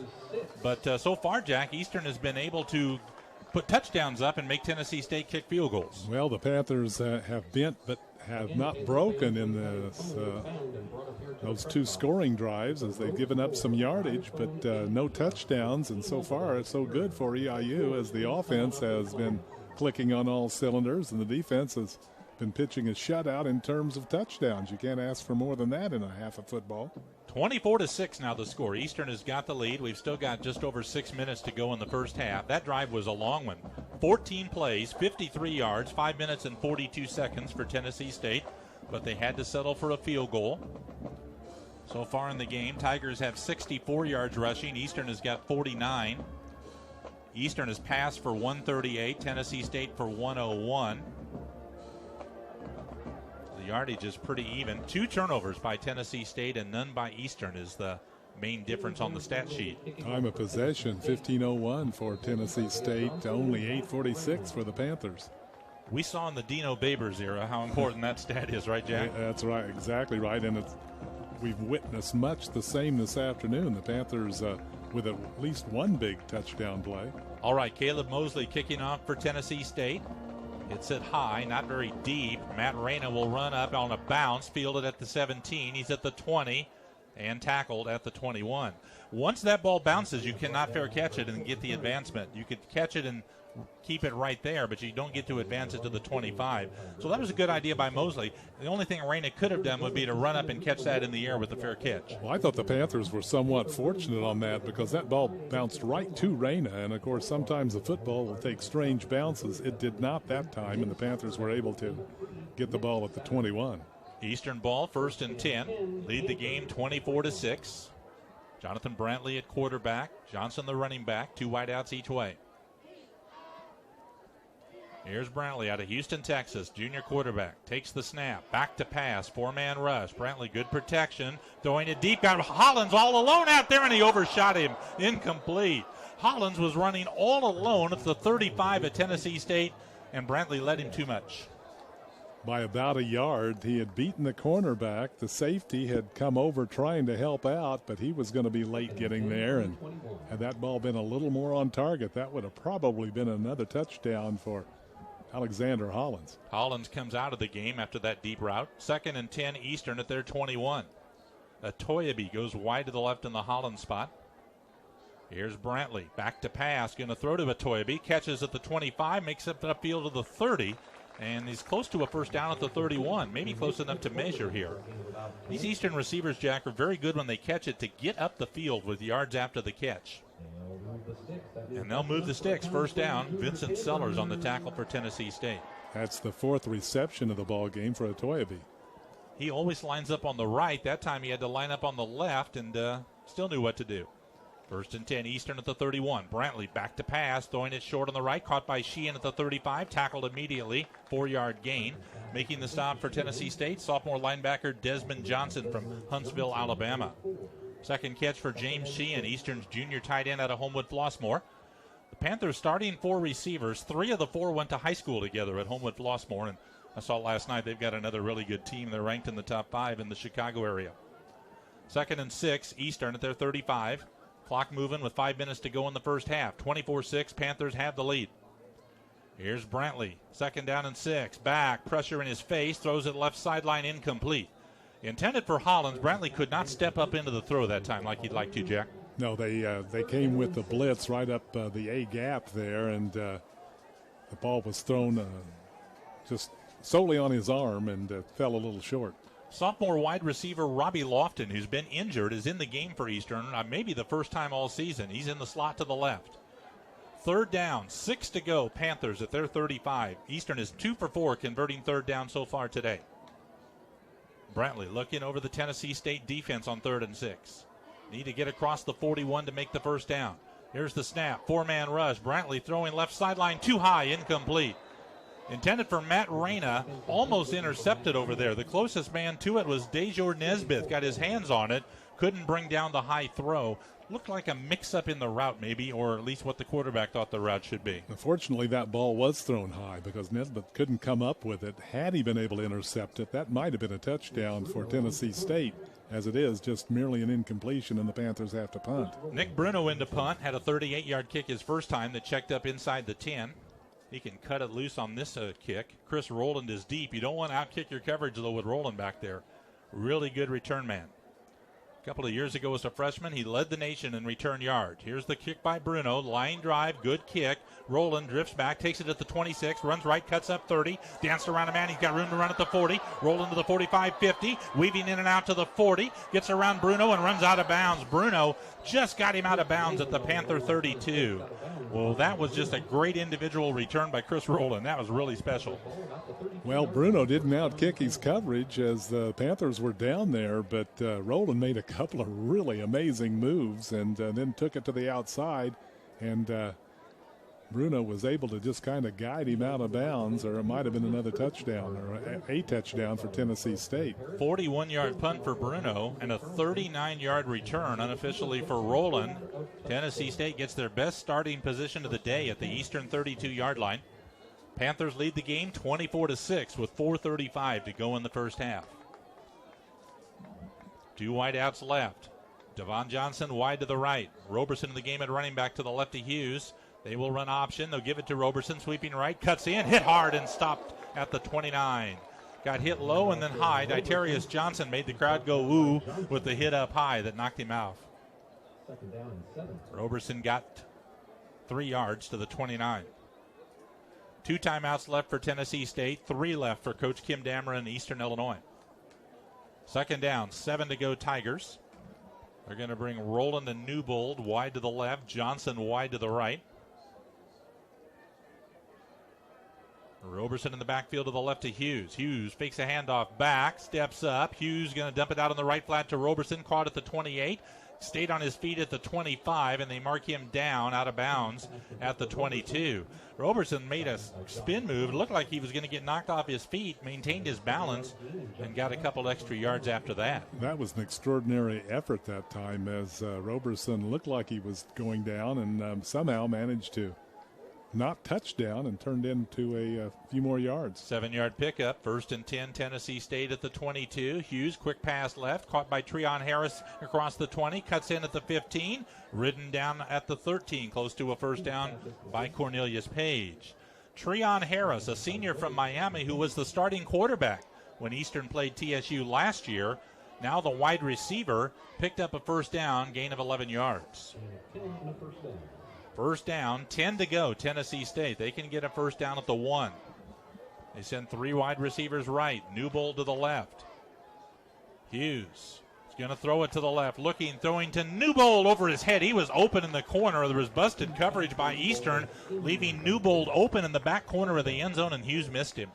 Panthers really caught a break there. Hughes pumped once and then threw for Newbold, and as you said, he was wide open, but the ball was thrown way too much on a line and too high, and Newbold had no chance. Hughes now 11 of 15 for 85 yards. No touchdowns, no picks. And he'd love to have that throwback. 2nd down and 10 for Tennessee State at the Eastern 11-yard line. 3:07 to go in the first half. They're going to run it. Hand off to Roberson, running right. Cuts in at the 10. Hit and dump. Fumbled. Panthers have it. Ditarius Johnson knocked it out. Joe Caputo's got the recovery. Make sure, yes, Eastern Illinois ball. 3rd takeaway for the Panther defense. And that was a result of a big hit by Ditarius Johnson. And then Caputo picks up the ball and comes running off with it. They will review it. They automatically review all of these turnovers. I didn't think that one was that close, Jack, but my eyes sometimes deceive me. Yeah, I thought that was a fumble, and I think that'll probably be confirmed. We'll have to wait and see. It is confirmed. A fumble on the play. Panthers recover. So the Eastern gets the ball back with 3 minutes to go in the first half. Take it at their 13-yard line. Lead the game 24-6. 3 takeaways by the Panther defense today after they had no takeaways in the first 3 games of the year. First down, handoff. Isaiah Johnson starts right, cuts left, gets up to the 16. Driven back there. Picked up about 3. Del Porter on the tackle for Tennessee State. Has to be a very frustrating first half for Tennessee State. They've been able to move the football. They just haven't been able to get into the end zone, and those turnovers have killed them. 2nd down and 7 for Eastern at the 16. Brantley back to pass. Short run on the right. Caught by Johnson, the 15. Comes outside at the 20. Cuts into the 25. Still going to the 30. Johnson running through tackles. Gets up to the 35. Good run after the catch. Christian Abercrombie on the tackle of a Johnson after a gain of 20. We talked earlier in the broadcast that Kim Dameron, who with his defensive background, would have to be disappointed with team's defense. I would imagine Rod Reed, same situation, disappointed with his team's tackling so far in the first half. 1st and 10, Eastern Illinois at the 36. Brantley back, short pass on the right. What a catch by Toyabe. Jumped into the air, had to reach out around a TSU player to catch it. Vincent Sellers was... Timeout, Eastern Illinois, their first of the half. Sellers, the tackler. 30-second timeout. And Toyabe just kind of reached around him, and Sellers just kind of got caught in the middle. That was about a 4-yard gain, but might have been the best catch we've seen so far this year, as that was just an incredible feat of athletic ability by Toyabe there. A career-high 5 catches today for Toyabe. He's got his first touchdown. As you heard, Eastern has taken a timeout. Stops the clock with 2:07 to go in the first half. Eastern Illinois leads it 24-6. Panthers have taken advantage of the short field 3 times after a partially blocked punt and a couple of turnovers to score 17 points. And they hit a 76-yard touchdown pass to Aaron Gooch for their other score. Tennessee State has been held to 2 field goals in the first half. They've had 3 turnovers.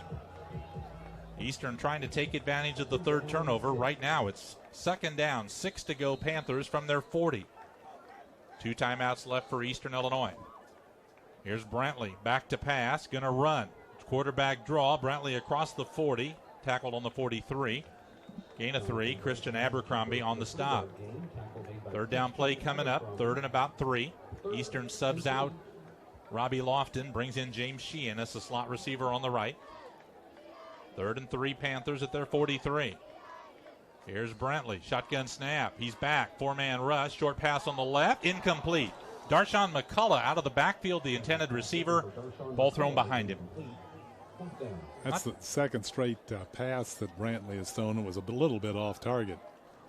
McCullough was wide open out there. It's 4th and 3. Minute 40 to go in the half. Panther offense still on the field, but the punt team is gathered here on the near sideline, and now they're going to go out.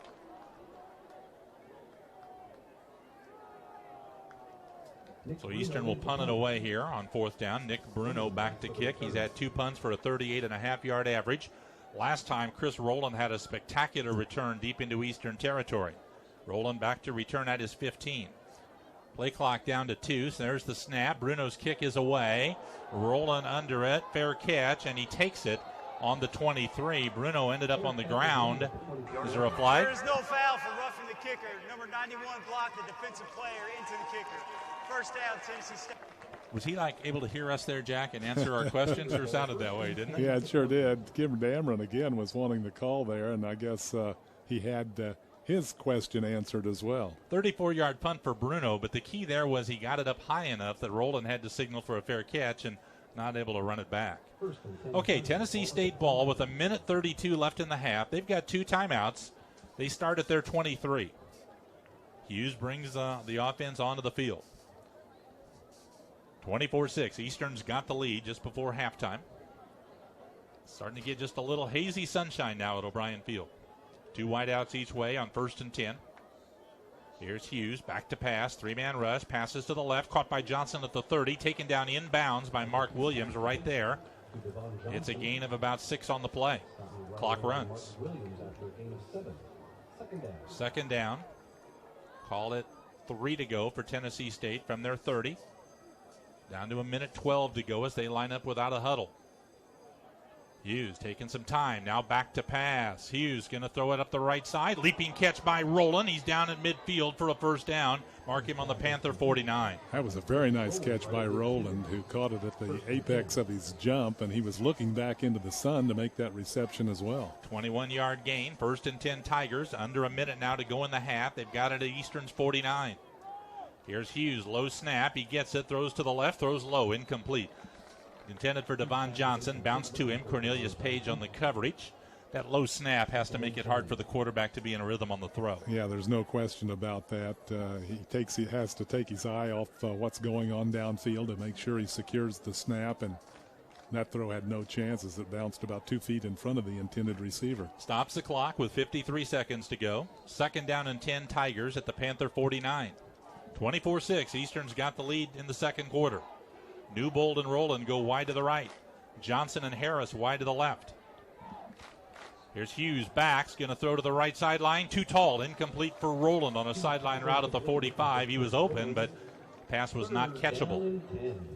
So Hughes has missed on 2 straight throws, and it's 3rd and 10 with 50 seconds to go in the half. And both of those throws were of the shorter variety, so Eastern defense has been prone to giving up long passes. This is not the time for that to happen to the Panthers. No, it is not, especially since Tennessee State will get the ball to begin play in the 3rd quarter. 3 wide receivers to the left. Newbold, the lone wide out to the right for TSU. From the Eastern 49, 3rd and 10. Hughes bobbles the snap, picks it up, got grabbed, gets away, runs to the right. Now he's going to keep it, spin it around, and down he goes for a loss on the play of about 6 yards. It'll be 4th down, and they stop the clock. Somebody take timeout. Timeout, Tennessee State. This is their second of the half. It will be a 30-second timeout. Well, that one started with a wide snap that Hughes had to pick up off of the ground, and the Eastern almost sacked him. He got out of the pocket, and then they finally did sack him back on the 47. And you mentioned Hughes is a big guy, 6'2", 230 pounds, and that size kind of works against him in situations like that, as he is certainly not among the more mobile quarterbacks that the Panthers have seen this year. Okay, Tennessee State took the timeout. They've got 1 to go. They've got 4th and 14 here. I was very surprised to see them take that timeout, and I really don't know what they're thinking.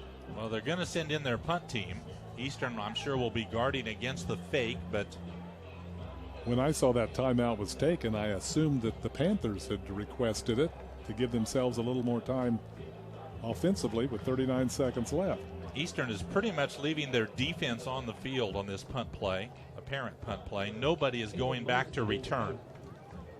So Caleb Mosley in the punt.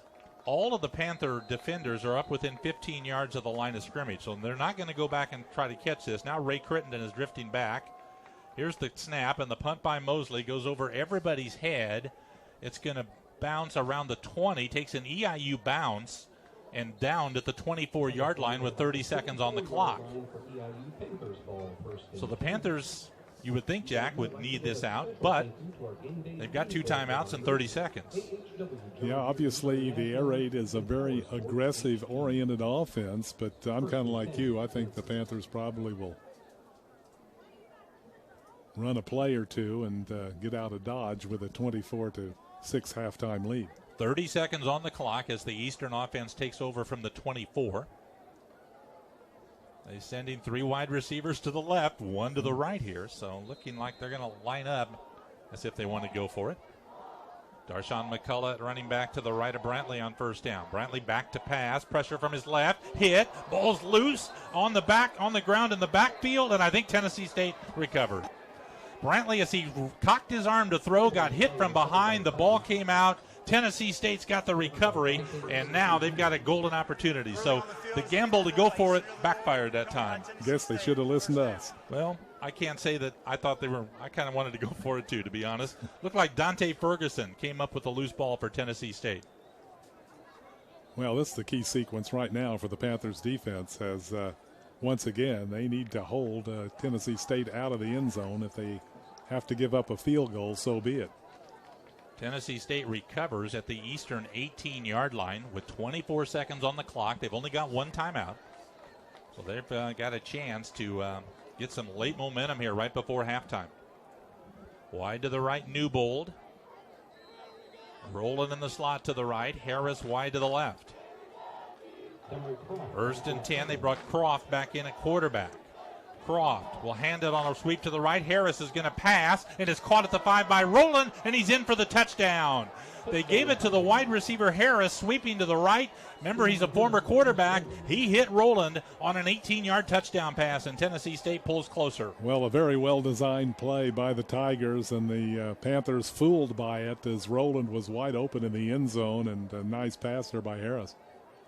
Score comes with 19 seconds to go in the first half.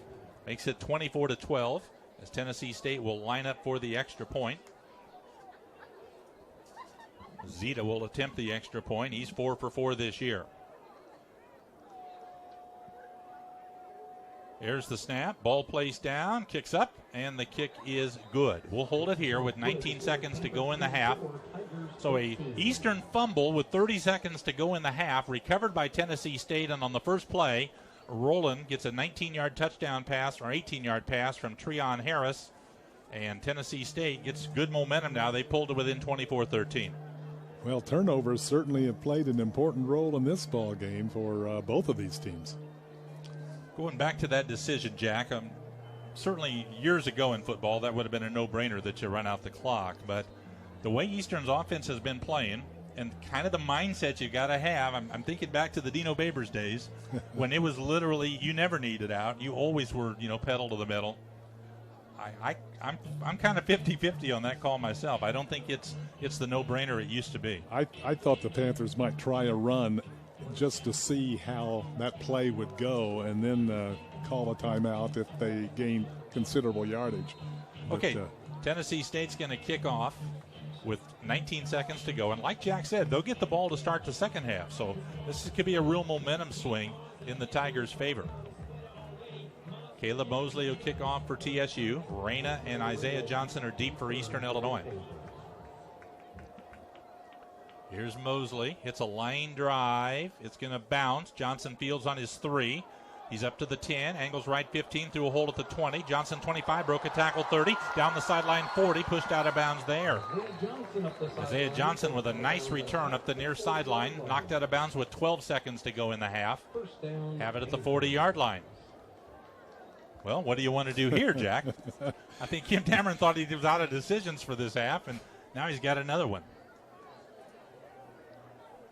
Well, We got 2 timeouts left.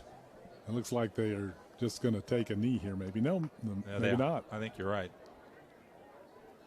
All right, Eastern lines up at their 40. They don't do anything from under center. They even take a knee out of the shotgun. There's the snap. Brantley takes the knee, starts the clock, and that'll be the end of the half.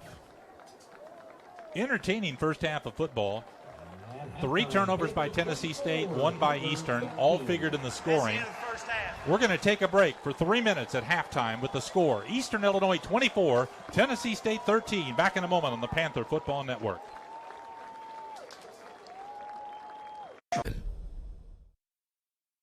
Some final scores in from earlier. Michigan beat Nebraska 56-10. Purdue beat Boston College 30-13. Maryland wins 42-13 over Minnesota. Same score, Buffalo beats Rutgers. Ohio State's got a 28-6 lead in the second quarter over Tulane. Tonight, Michigan State at Indiana and Wisconsin is at Iowa. Last night, Penn State beat Illinois 63-24. And volleyball in the OVC, Eastern played at Tennessee State today. Tennessee State won in 3 straight sets, 25-17, 25-18, 25-17. We're going to take another break, then come back, and Jack will look at the halftime statistics. The score at the halftime break, Eastern Illinois 24, Tennessee State 13. Back in just a bit on the Panther Football Network.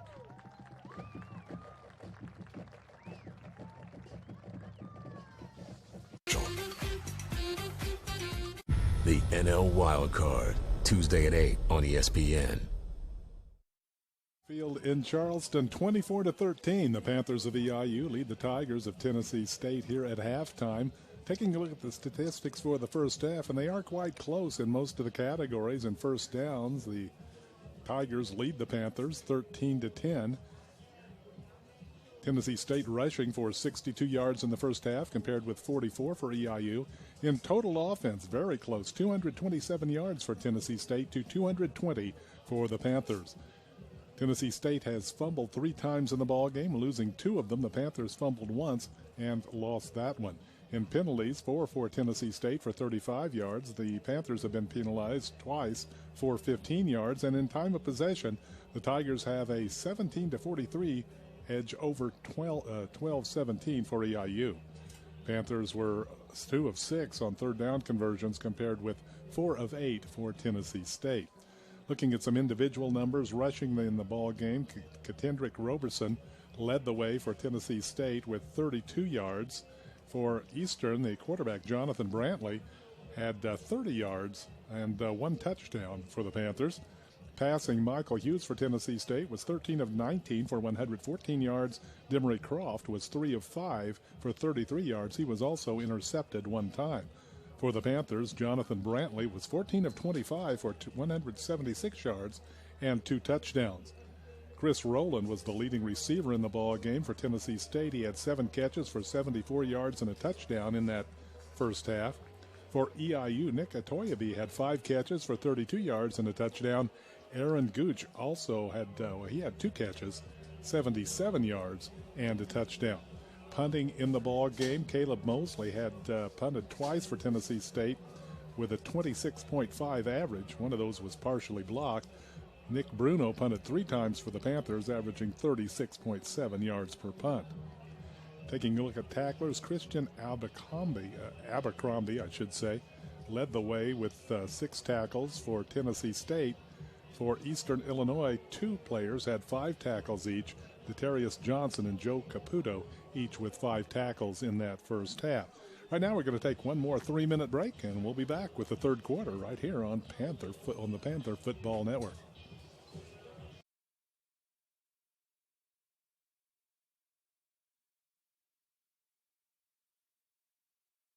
We're at halftime. Eastern Illinois got a 24-13 lead over Tennessee State. We need to pause 10 seconds right now for station identification on the Panther Football Network.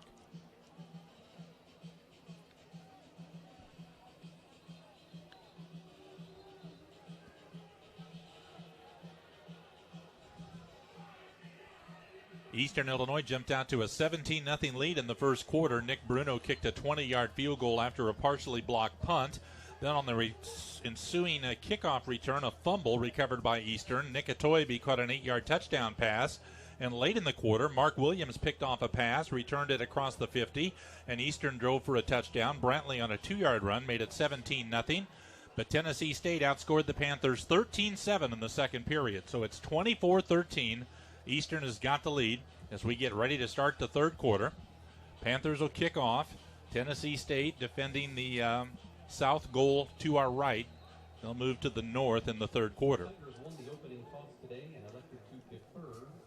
So Josh Delgado will kick off. And here we go to start the third period. Eastern ahead, 24-13. Run up by Delgado. Kicks a line drive to the far side. Devon Johnson at the 2. Up to the 10, to the 15. Heads right at the 20. Through a seam, 25-30. Up the sideline, 40. Down the sideline, 50. Tiptoes out of bounds. Nick Bruno, or rather Delgado, lunged at him and just got enough of him to knock him out at the 46-yard line. Panthers have been a little susceptible to those long kickoff returns, Jack. Yeah, we have seen that so far this season, and that one was almost returned for a touchdown there. That one was kicked pretty low, so Johnson took it. He could have fair caught it at the 2, but that time made a good choice with that low kick to bring it back. It's a 51-yard return, and the ball spotted in Eastern territory at the 47. So Tennessee State out to bring their offense out with Demery Croft at quarterback to start the third period. 1st and 10. Croft on a handoff, heading left, cutting in. This is Roberson. Gets across the 45 to the 42. Eastern linebacker Ditarius Johnson lost his helmet, but he's okay. Scoops it up. He'll have to come out for at least one play. 5-yard pickup to the Panther 42. 2nd down, 5 to go. Tennessee State. Newbold and Rowland wide to the right. Moore wide to the left. Kind of short split out to the left for Tennessee State. Here's Croft out of the shotgun, runs option, hand into the middle, angling right, gets outside Roberson at the 40, around the corner 35, still on his feet at the 30, and out of bounds over there somewhere near the 25-yard line. Ray Crittenden pushed him out, but Roberson got around the corner for a gain of 17 yards. Deshaun Smith lost outside containment on that for the Panthers as Roberson was able to get wide around him. 1st and 10, Tennessee State at the Eastern 25-yard line. They're going to hand it, no fake it. On the run of the left, Croft across the 25 to the 20, dives forward, gets to the 18. Ray Crittenden in on the tackle, and he's shaken up on the play for Eastern. So Croft on the keeper got close to 7 or 8 yards, and the injured Panther is Ray Crittenden. He's getting back to his feet now as the medical people get there. Crittenden, a sophomore from Hollandale, Florida. He'll have to come out of the game for at least a play. 24-13, Eastern Illinois has got the lead over Tennessee State. We've just started the third quarter. Tennessee State took the kickoff to start the second half, made a long return across the 50, and they're on the move already inside the Panther 20-yard line. 2nd down, 2 to go as Crittenden walked off the field under his own power. There's the snap. They're going to hand into the middle. Roberson bounced off the blockers at the 20, cuts up across the 10, and taken down at the 7. Roberson kind of hesitated behind his blockers and then chose to go to the right. Good opening, and he picked up about 10 more yards. It'll be 1st and goal to go. As it turned out, he was following the quarterback Croft through that opening, and Croft was the lead blocker. The play really wasn't designed that way, but that's how it turned out. Tennessee State moving the ball on the ground on this drive. 1st and goal to go at the Eastern 7-yard line. They will hand to Earl Harrison over right guard, gets across the 5 and taken down inside the 5 around the 1-yard line. Harrison with good forward lean on that run after he was hit, stayed on his feet, turned it into a 6-yard gain. 2nd and goal, Tennessee State knocking on the door. They're in the pistol at the Panther 1-yard line. Croft turns, hands, Harrison slams into the middle, stacked up and pushed back. Didn't make it. It's going to be 3rd down. Panther defense held firm in the middle and stopped Harrison from a yard out. 3rd down, goal to go from inside the 1 for Tennessee State. 3rd down and goal. Panthers send in a couple of bigger defensive linemen, take out a couple of DBs for this 3rd down play. Ball's inside the 1-yard line. 3rd down, goal to go. Croft is going to move up under center for one of the few times all day. Tennessee State beefed up as well. They turn, they hand to DeMarco Corbin, who goes in for the touchdown. They brought their big back Corbin in. Didn't really need him, though, because the blocking opened up a hole, and Corbin went over standing up on a 1-yard touchdown run for Tennessee State. And now they're down by just 5 points. They can pull to within 4 with the extra point. Second touchdown this year for Corbin. Comes with 12:22 to go in the third quarter. So Tennessee State got a touchdown late in the first half, and now one to start the second half. They line up for the extra point. They're lined up they snap it to Rowland. They're going to go for 2. Rowland with a pass, and it's knocked down. The extra point is no good. Rowland tried to pass it back to the center, who was an eligible receiver, and the ball got knocked down by Eastern Illinois, and the extra point is no good. So we got a timeout on the field. We'll take a break. It's Eastern 24, Tennessee State 19 in the third quarter. Back in a moment on the Panther Football Network. Then some. Yeah, that's mine.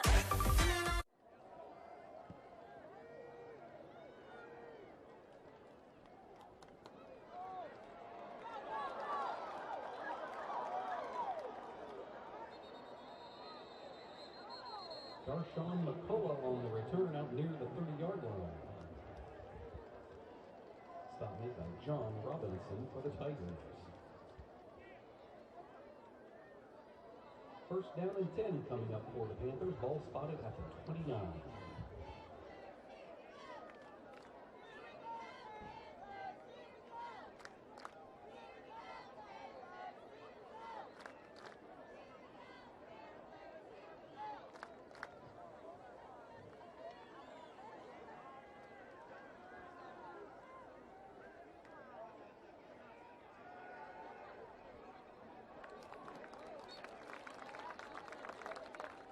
Complete. Jonathan Brantley to James Sheehan. Stop made by Robinson. Gain of 8. Second down and 2.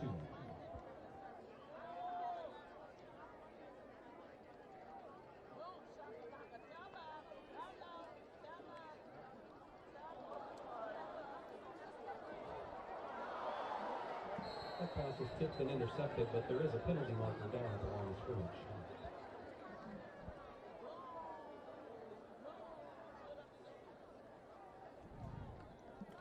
After the kickoff, Eastern returned it out to the 28, threw a pass to James Sheehan for a gain of 7, and on second down, a pass was intercepted, but the interception's being nullified by an offside penalty on Tennessee State. So the Panthers, after the penalty, are going to get a first down across the 40-yard line. Break for the Panthers because the pass got deflected on second down and intercepted. But Eastern's got the ball back, 1st and 10 at their 42-yard line. Here's Brantley at quarterback, takes the snap, back, going to swing it out on the left to Johnson. Broke a tackle 40, up the sideline 45-50. Johnson pulling tacklers with him to the Tennessee State 45. First down Eastern at the TSU 45, Abercrombie on the tackle. This is a big drive for the Panthers after 2 successive touchdowns by Tennessee State. They need to get the momentum back on their side. First down, Brantley back to pass, looking over the defense. Short one on the left, caught by Johnson down the sideline 40, knocked out of bounds at the Eastern 39-yard line by Dejor Nesbitt. 6-yard pickup for Johnson, senior running back out of Clarksville, Tennessee. Ball at the 39 of Tennessee State. Second down, 4 to go. Eastern's got the lead, 24-19 in the third quarter. Here's Brantley with the snap, back, 4-man rush, quick throw to the left. It's caught for a first down by Hollins at the 32-yard line. Nesbitt on the coverage. Pickup of about 7, 1st and 10, Eastern Illinois. Panthers on the move. This will be the 5th play of the drive. Brantley will hand to Johnson, angling left, cuts through a hole 30, 25, 20, breaks loose, 15, 10, 5. It's a touchdown for Eastern Illinois. Isaiah Johnson broke a couple of arm tackles and ends up with a 32-yard touchdown run. That's his first touchdown of the season. Huge answer that time by the Panthers offense, and again, some sloppy tackling by Tennessee State. They had about 4 different players had a back at Johnson, but he just ran through the tackles into the end zone. First touchdown for Johnson this season, and now in to attempt the extra point is Bruno, who is 3 for 3 today. Trying to put the Panthers up to a 12-point lead early in the third quarter. A lot of football to play in this game still. There's the snap. Bruno's kick is up, and it's good. So it's Eastern Illinois 31, Tennessee State 19, as both teams have got touchdowns on their first possessions of the third quarter. We're going to take a break. Be back with more in a moment on the Panther Football Network. Eastern Illinois leads at 31-19. 10:51 to go in the third period. Jack said an important drive for Eastern. They had a good answer. 71 yards in 5 plays. Used a minute 36, and they went for a touchdown to answer the one Tennessee State got to start the half. Josh Delgado kicking off for the Panthers. Swings the right leg. Hits it a little higher this time. It'll go to Newbold at the 3.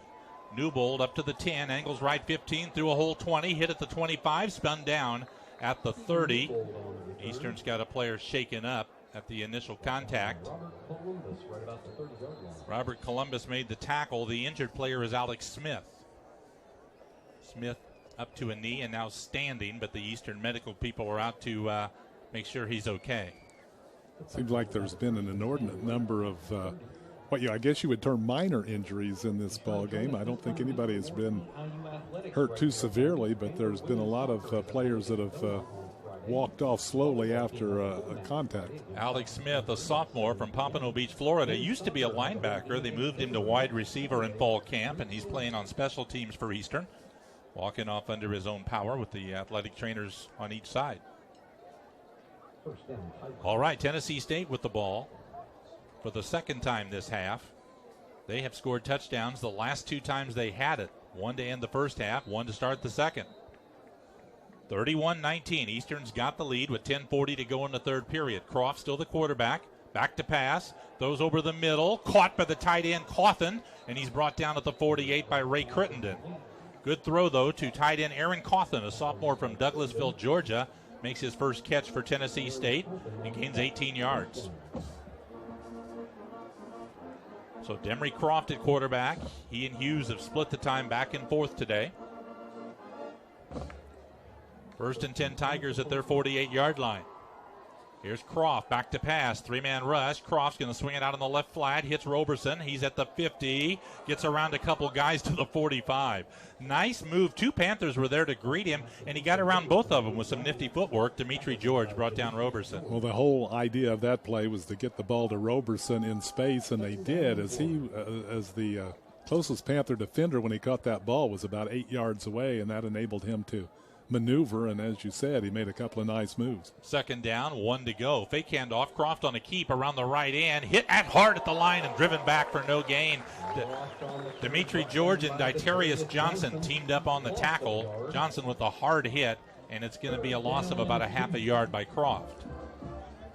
Croft, I think, probably regrets his decision to try to cut that back inside. He had the choice of going wide or cutting it back up, and he made the wrong one in that instance. 3rd down and 2 for Tennessee State. They've converted 5 and 9 on 3rd down today.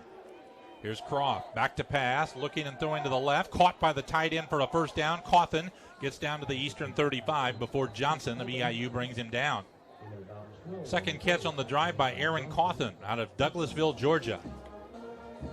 And he picked up about 8 yards there, actually about 11 yards there to the 33. 1st and 10, Tennessee State. 31-19, Eastern's got the lead. We've got 9 minutes to go in the third period. Anybody's guess as to how many points it's going to take to win this game. Yeah, that's. I would say it probably will take more right now than the Panthers currently have. 3 wideouts, actually 2 wideouts to the right, plus a tight slot, 1 to the left. Croft in the shotgun. Has Corbin at running back on his left. First down, handoff Corbin into the middle, brought down at the 30. Got between the tackles and gained 4. Terrell Greer, who's Eastern's number 3 tackler for the year, coming off a career-high 9 tackles last week, made the stop there on Corbin at the 30-yard line. Wasn't the smoothest handoff there between Croft and Corbin as they sort of bumped into each other. 2nd down and 7 for Tennessee State at the 30-yard line in Eastern Territory. Demery Croft, he's out of Rockford, Illinois, Rockford Boylan High School.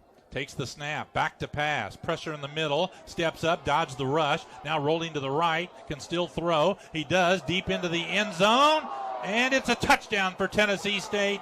Treon Harris caught it for the touchdown.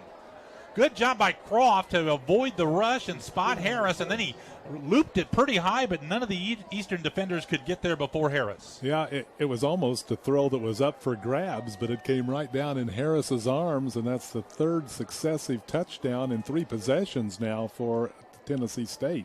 30-yard touchdown pass to Harris, who's now thrown a touchdown pass and caught a touchdown pass in this game. Makes it 31-25. Tennessee State went for 2 last time. This time they line up to kick the extra point. Zeta has made all 5 of his extra point attempts so far this year. There's the snap. Kick is up, and it's good. Makes it 31-26 in favor of Eastern. 5-point lead for the Panthers. We're going to take a timeout. 8 minutes to go in the third quarter. Back in a moment on the Panther Football Network. Dickies Flex, engineered to move. Learn more at dickies.com.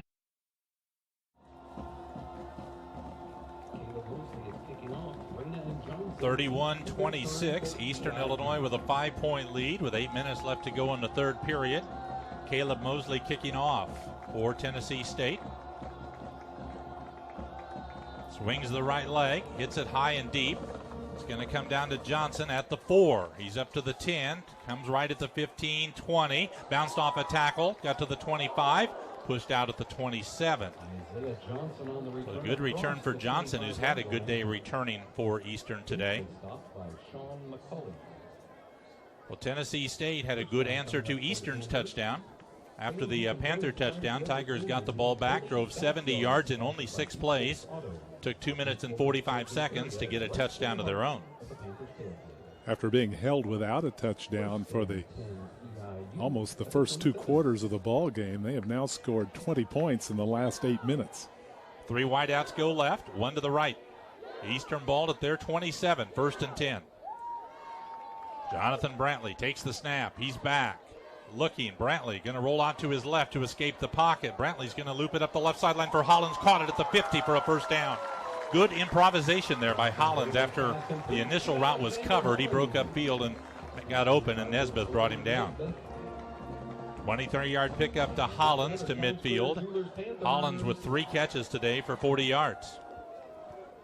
1st and 10 from the 50. A fake handoff. Brantley's going to throw to Sheehan. Caught it, hit immediately, and stopped at the 43. But 7-yard pickup. Laquarius Cook on the stop for Tennessee State. Sheehan shaken up on the play, and he comes to the sideline now. Replaced by Robbie Lofton as a slot receiver. Second down, 3 to go. Eastern Illinois at the Tennessee State 43. Brantley in the backfield with running back Jamal Scott on his right. Snap back. Brantley to throw it. Over to Gooch. This is going to be a double pass. Gooch looks to throw. Now he's going to run. It's going to be tackled for a 7-yard loss. Gooch tried to throw it deep, and the receiver was covered, Atoyabi.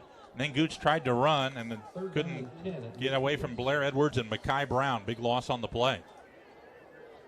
Lost the 7 they picked up on the previous play. Ball back on the 50-yard line. 3rd down, 10 to go. 3 wideouts go left. Atoyabi wide to the right for Eastern on 3rd and 10. Panthers are 2 for 6 on 3rd down today. Snap to Brantley, 4-man rush. Brantley steps up a little in the pocket, now rolls out to his right. He's going to keep. He's at the 45, got the first down 40, hurdles a man out of bounds at the 34. Brantley showing his hurdling ability, jumped right over a tackler to get extra yards. Sellers on the stop. Well, that was just an outstanding individual effort by Jonathan Brantley there. It looked like he was going to be sacked in the backfield, but turned that into a very positive play and finished it with a flourish with a nice hurdle. 16-yard scramble for Brantley and a first down. Fake handoff. Brantley looking, he's going to throw it right sideline, threw it away, incomplete. Atoyabi was in the area, but Brantley's intent was to get rid of that one out of bounds. Down to 6 minutes to go in the third period. Eastern Illinois 31, Tennessee State 26. Panthers have the ball on the move in Tiger territory at the 34. 2nd down, 10 yards to go. 2 wideouts each way. Scott at running back to the left of Brantley. Brantley steps up to say something to the offensive line. There's the snap. Handoff to Scott, hit behind the line, stopped for a 1-yard loss. He bobbled the handoff just a bit, held on but lost a yard on the play. Tackle made by Justin Culpepper.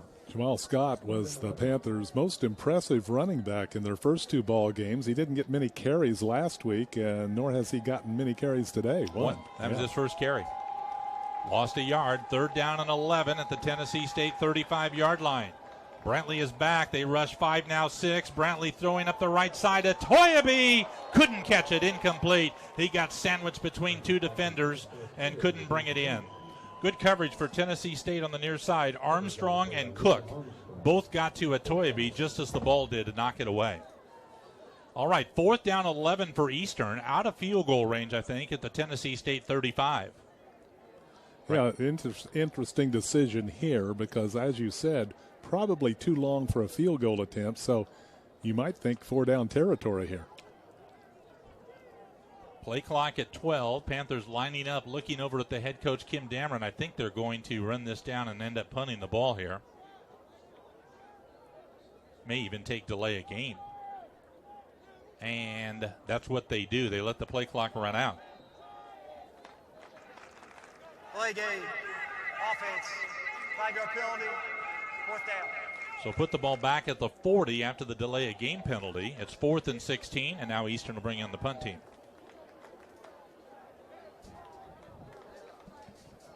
(31-26). Eastern's got the lead by 5 over Tennessee State. Just past the midway point of the 3rd period. Panthers hate to turn it back over to a hot Tennessee State offense. I was getting ready to say the same thing. It seems like the game has taken on the nature of one of those you almost have to score every time you get the football.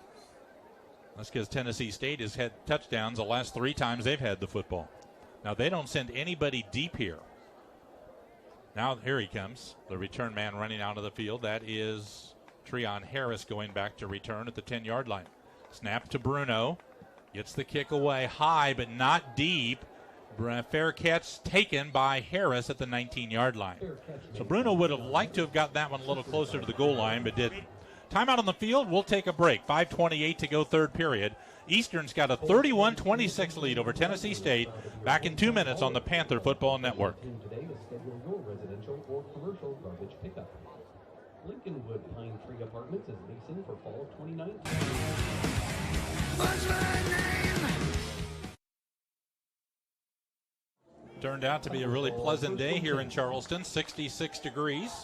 Tennessee State takes over at their 19-yard line.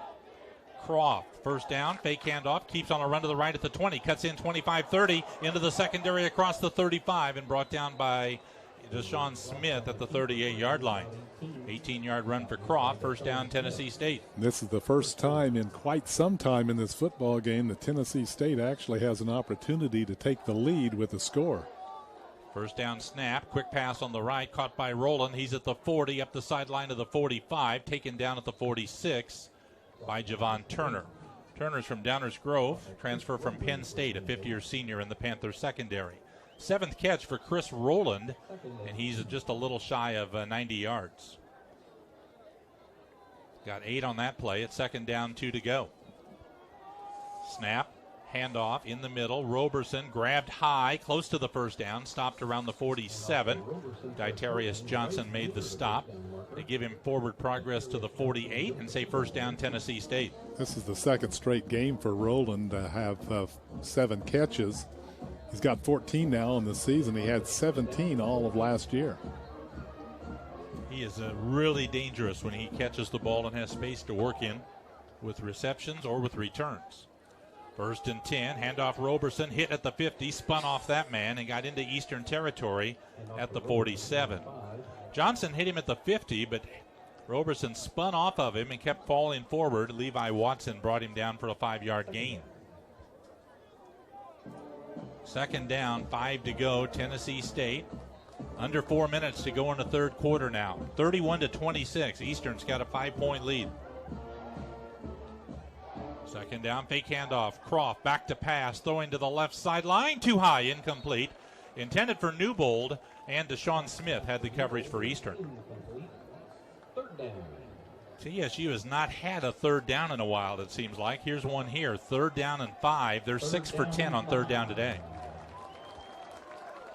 Pretty important play here for now in this game with Eastern ahead by 5. And TSU at the Panther 47 out of field goal range. Chance for the Eastern defense to get off of the field if they can make a stop. Here's Croft on 3rd and 5. He's back. Panthers blitz. They don't get to him. Now they're at him. Then he gets away. Croft is going to throw the bomb way downfield, and it is incomplete. Intended for Chris Rowland. It was thrown wide. He tracked after it and dived for it. Went off his fingertips. Boy, a heck of an effort by Rowland as he almost got to that football at the 5-yard line, and now he's shaken up a little. Rowland rolls over onto his back. He started to get up and then decided to stay there. Panthers brought the blitz. TSU picked up most of it, but Joe Caputo got through and got in on the legs of Croft, who spun away and then spotted Rowland deep downfield and let it fly. And Rowland almost made a great catch. As it was, a big defensive stop for the Panthers defensive unit, and they'll get the ball back with that 5-point lead still intact. Tennessee State's offense has kind of gained momentum as this game has gone on. Now, Eastern made some big changes on its defense for today, going from a 4-man front to a 3-man front. And that probably surprised Tennessee State at the start, and has taken them a little while to adjust and teach their kids to go against the new look. Well, early in the ball game, plays that Tennessee State was running plays that they were picking up maybe a yard or two on. Now they're getting 4, maybe 5 yards. They're having much more success running the football now than they did earlier, and that might be just some adjustments that may have come at halftime. Update the scoreboard. It's now Tennessee Martin 23, Austin Peay 7 early in the 4th period. That would be at least a mild upset. Those are the teams picked 2nd and 3rd in the OVC preseason poll. Chris Rowland still down on his hands and knees. Now the Eastern training staff has gone out too to help. Also, Eastern Kentucky's got a 10-7 lead at halftime over Southeast Missouri State. Tennessee Tech at Jacksonville State tonight. After 3 quarters, Illinois State's got a 21-13 lead at Colorado State. Florida State leads Northern Illinois 20-7 early in the 3rd. All right, Rowland gets up and walking off under his own power for the most part here.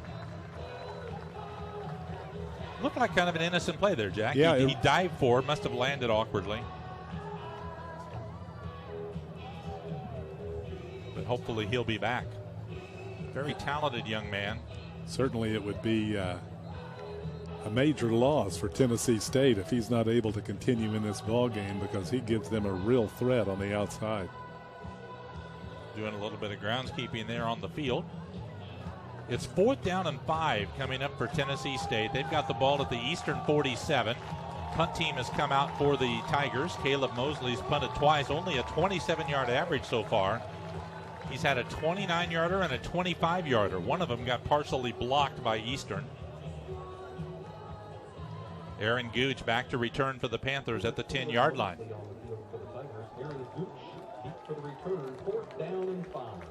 31-26, Eastern Illinois 5-point lead, 3:38 to go in the 3rd quarter.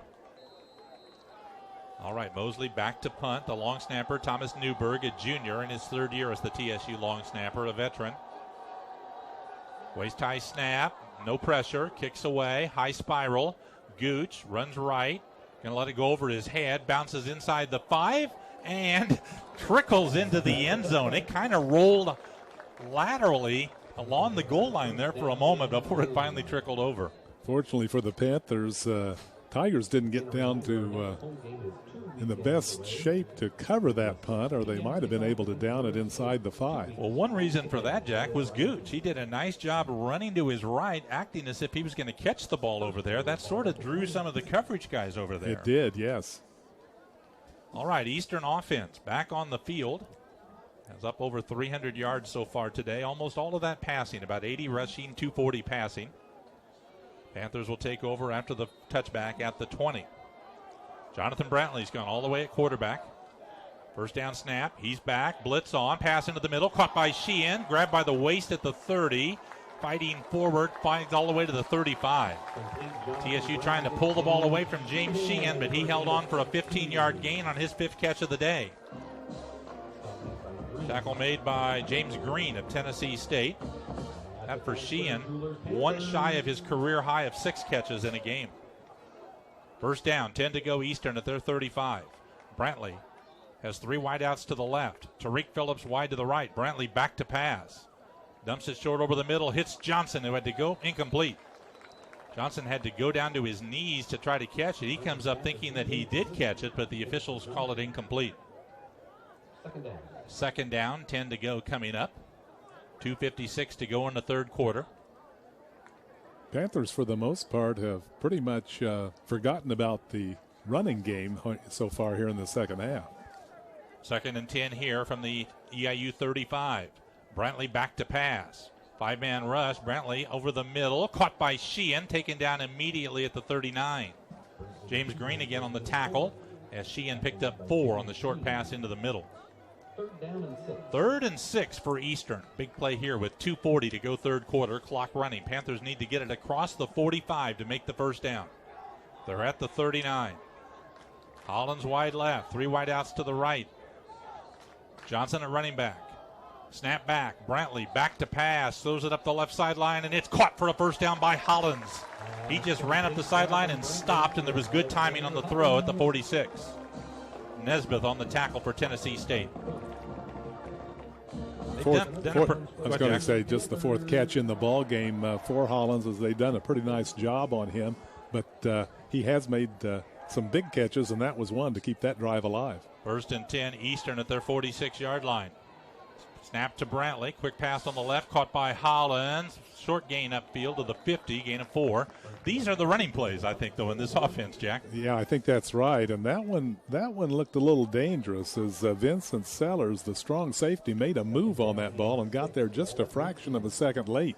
Second and 6 for Eastern. Ball at the 50. We're down to 1:40 to go in the third period. Panthers have a 31-26 lead over Tennessee State. Eastern taking more time now between plays, shifting the slot receivers from the left over to the right. All right, Brantley now ready to go on 2nd and 6 at midfield. Play clock down to 7. Johnson goes in motion out to the left. There's the snap. Brantley back. 4-man rush. He has to roll out to his right. Brantley's going to keep. Get hit at the 50. Fights forward to the 46. A little short of the first down. They have Christian Abercrombie on the tackle. James Green came in unblocked from the left side of the Tennessee State defense there, and Brantley had to avoid him. Well, Brantley's mobility is really a plus as he was able to scramble out of trouble and turn that into a positive play. 3rd and 2 for Eastern at the 46 of Tennessee State. In the last minute of the third period, another important play for the Panthers. Snap to Brantley, back to pass, blitz up the middle. He's in trouble. He's going to go. No, he got away. But he still goes down. He got away for a moment. Down he goes, though, at the 45. A sack by Tennessee State. Making the sack for the Tigers. Hard to tell there on that jersey. I think it was Del Porter that got the sack for Tennessee State. Kind of surprised at all the blitzing the Tigers have done because it seems like Brantley is more dangerous maybe out of the pocket than in it with his running ability. 4th down and 11. Clock's moving down to 8 seconds to go in the third quarter. Panthers could let it run out here if they want. Bruno back to punt. Down to 2, down to 1, and they do not get the play away, so we'll start the fourth quarter with the punt. We're going to take a break at the end of 3 quarters. Eastern Illinois leads Tennessee State 31-26. Back to start the fourth quarter in a moment on the Panther Football Network.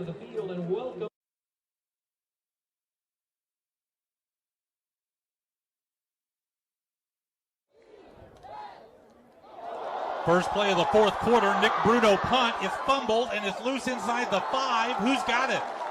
It's Eastern ball, and there's a penalty flag on the play, so hold on. The punt got muffed by Treon Harris around the 10. It rolled free inside the 5, and Eastern comes away with the ball. Let's check the penalty. Nick Atoyebi comes up with the football. And there's an injured player on the field, too, for Eastern. Penalty flag is the key right now, maybe against the Panthers, I think. Illegal formation, offense, the whole right side of the line is in the backfield. 5-yard penalty, replay 4th down. So the muff punt will be wiped out by the penalty, and Eastern will have to punt it again. Injured Panther is the long snapper, Stephen Elmore. Well, now that becomes a problem. He's a freshman from Belleville East. They were looking at his left ankle.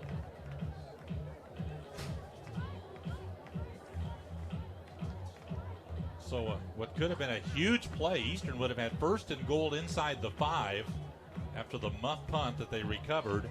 But a penalty against the Panthers wipes that out. And Eastern will have to punt it again from around their 40-yard line. I was a little surprised that the Panthers didn't punt at the end of the 3rd quarter, because what little wind there is kind of out of the north, and the Panthers could have had that to their back. They help Elmore up, and they're going to have to help him off the field, not putting any weight at all on his left leg. Yeah, that does not look good. So Stephen Elmore, the long snapper for Eastern, a freshman from Belleville, being helped off. Panthers have another long snapper, but Bryce Colson, but before the first game, there was issues with his academic eligibility, and he was ineligible at the start of the season. I'm, to be honest, not sure if those got resolved or not. So, and I'm not sure who becomes the backup long snapper. Josh Doyle is warming up to long snap on the sideline because, of course, they're going to need this long snapper right away here. It's not like they're going to be able to wait, 15 minutes before they're going to need him. Well, that certainly is a specialized skill, and be interesting to see how the Panthers deal with this here on this punt. All right, so Josh Doyle, a senior, out to snap for the first time in his Eastern career. Go ahead. Think he's got a few butterflies here? I would certainly. Treon Harris back to return at the 20-yard line for Tennessee State.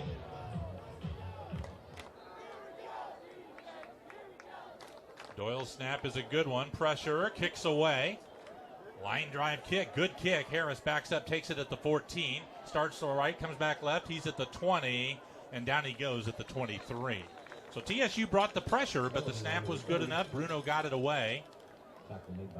And is there another penalty flag on the play? I don't see it, so I think we're going to continue. Cornelius Page made that tackle for Eastern. That was smart to bring the pressure for Tennessee State. Not only could it have been a bad snap, but a lot of times it might have been a very slow snap, and it wasn't. He put that right where he had to with some pretty good steam on it. All right, Tennessee State with the ball. Eastern ahead, 31-26, just underway in the 4th quarter. Tigers will take over at their 23-yard line, need a touchdown to take the lead. Their offense has been clicking in the second half. One wide out to the left, 2 to the right. Hughes back in at quarterback. He fakes a handoff, back to pass. Hughes throws it to the right sideline, caught at the 45 to the 50 is Kyle Oliver, brought down at midfield. So the tight end Oliver, but wait a minute, a penalty flag. Holding offense, number 60, 10-yard penalty, first down. Lachavius Simmons, the starting guard, got called for holding, and so that'll wipe out what would have been about a 30-yard pass play and put Tennessee State in 1st and long.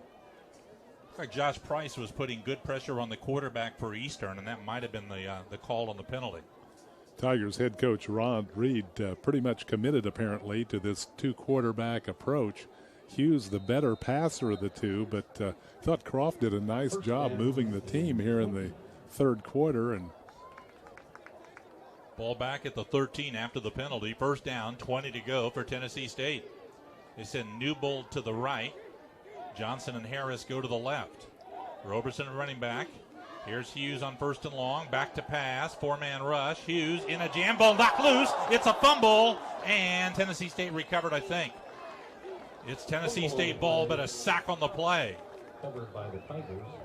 Nolan Dean is in there. Levi Watson is there, too, for Eastern. Somebody knocked it away from behind, and Hughes was a little fortunate to recover it. 3rd sack of the day by the Panther defense. Tigers extremely fortunate here in this sequence. They had a fumbled punt that Eastern recovered inside the 5, nullified on a procedural penalty, and then fumbled on the sack, but managed to get it back. They've had a couple of narrow misses. Okay, ball's way back at the 6. It's 2nd down, 27 to go for Tennessee State. Here's Hughes in his end zone to pass. Good protection. Throws it up the left side over the head of Newbold, incomplete. Newbold was at the 20. Panthers had him pretty well covered, and Hughes threw it over his head out, incomplete. Going to be third down and 27. So EIU running extra defenders onto the field. Well, it seems like the defenses have restored some order to this ball game after the offenses were pretty much having their way for a while there. Ball at the TSU 6 early in the fourth quarter. Eastern's got a 31-26 lead. Third down, 27 yards to go. Here's Hughes. Snap, backs up into his end zone. Three-man rush. Hughes is going to gun it to the left sideline, and it's incomplete. It would have been short of the first down by 5 yards. Good try on the catch by Al-Malik Moore, but he came up just a little short as he dived forward, and Eastern's got another player shaken up. Injured Panther. That's Talon Shepard, who is down for Eastern. Senior defensive Texas. Injured on the play. We're seeing way too much of Eastern's medical staff in this game today. It's going to be fourth down, 27 yards to go. Tennessee State will have to punt it away. Boy, unless you're just a super college football fan, you may not know. Shepard gets up, by the way, and now is walking off under his own power. Just the great tradition of the Tennessee State program. 10 Black College national titles. They've had 121 of their players drafted in the NFL, 7 in the first round. They have a Hall of Famer, Claude Humphrey, a Super Bowl MVP, Richard Dent, and a first-round draft pick, Too Jones, all from Tennessee State. And active players, Dominic Rodgers-Cromartie would be the most prominent, playing now in his 11th year with Oakland. He's only had 30 career interceptions. Been a great player for a long time. All right, Mosley back to punt from his end zone on 4th and 27. Good snap. Mosley gets the kick away. Gooch settles under it. Takes it at the 45 of TSU, running to the 40, cuts upfield and slips and goes down at the 35. About a 10-yard return for Gooch, and Eastern's got great field position. And if they could tack on a touchdown, they could go ahead by 2 scores. Even a field goal would help, putting them up by 8. Yeah, that's why it was a little strange, I thought, that Tennessee State started chasing points there on that touchdown to lead off the third quarter, as they went for 2 and were unsuccessful, and now a field goal would put Panthers up by 8 and would require a 2-point conversion if they scored a touchdown. All right, Eastern takes over at the TSU 34-yard line. First down, 10 yards to go. Brantley back to pass, blitz on. Brantley's going to throw deep left side, going into the end zone for Gooch, batted away. Great defensive play at the last moment by Vincent Sellers. Penalty flag at the line of scrimmage. That ball was well thrown. Gooch dived forward in the end zone, and Sellers reached out with his right arm and knocked it away to prevent the touchdown. Flag is thrown right at the line of scrimmage. I think this is going to go against the Panthers, judging by the reaction of some of the Tennessee State players. Holding, offense, number 64. Penalties declined. Personal foul, hands in the face. 64, offense. 15-yard penalty, still first down. So Johari Branch got hit with both penalties, and they'll accept the larger of the two, a 15-yard penalty. We'll put the ball back on the Tennessee State 49 and make it first down, 25 yards to go. First down and 25, Panthers. 12:58 left in the game. It's Eastern Illinois 31, Tennessee State 26. Panthers trying to take advantage of good field position here after a punt by Tennessee State from deep in their territory. Here's Brantley on first down, 25 to go now. Tanawasa to snap it, the Hawaiian center. Back to pass. Quick pass on the left. Incomplete, almost intercepted. They went short left to Hollins, and Vincent Sellers, who's an all-conference defensive back, cut in front. And it was just kind of a battle between those two and ended up incomplete. He got a couple of hands on it, but wasn't able to haul it in. Second down, 25 yards to go for Eastern at the 49 of Tennessee State. Hollins left, Sheehan, Gooch, Atoyabi all wide to the right. Isaiah Johnson, the running back, on the left of Brantley in the backfield. Out of the shotgun on second and long, Brantley. Takes the snap. 5-man rush. Brantley back. Crowded pocket. Rolls out to his right. Has to throw it away. Incomplete. Tennessee State bringing that blitz more often, Jack, and it's working for them right now.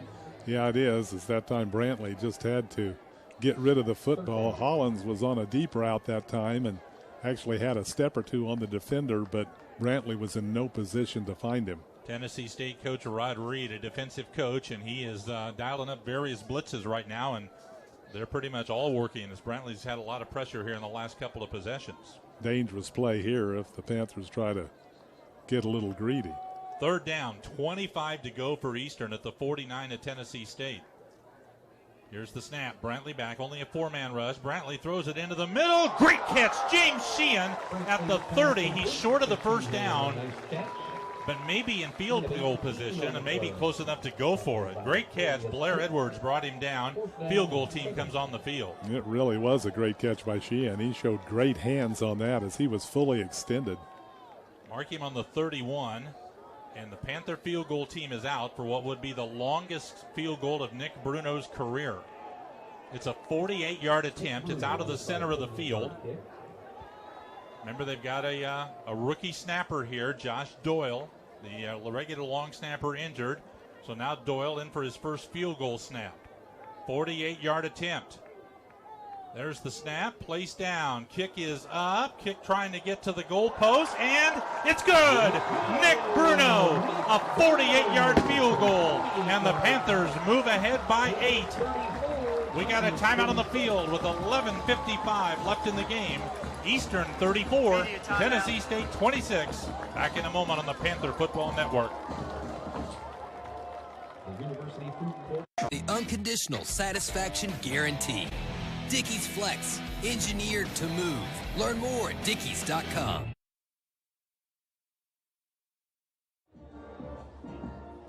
Eastern senior kicker Nick Bruno just scored the 222nd point of his Panther career. He's tied with Eric Laura for number 7 on the career scoring list. And that was the longest field goal of his career, 48 yards to give Eastern an 8-point lead. And Josh Doyle, kind of an unsung hero for the Panthers, standing in at the last moment as the long snapper, put that ball right where it had to be. We owe you a station break. We'll try to do it here after the kickoff by Delgado.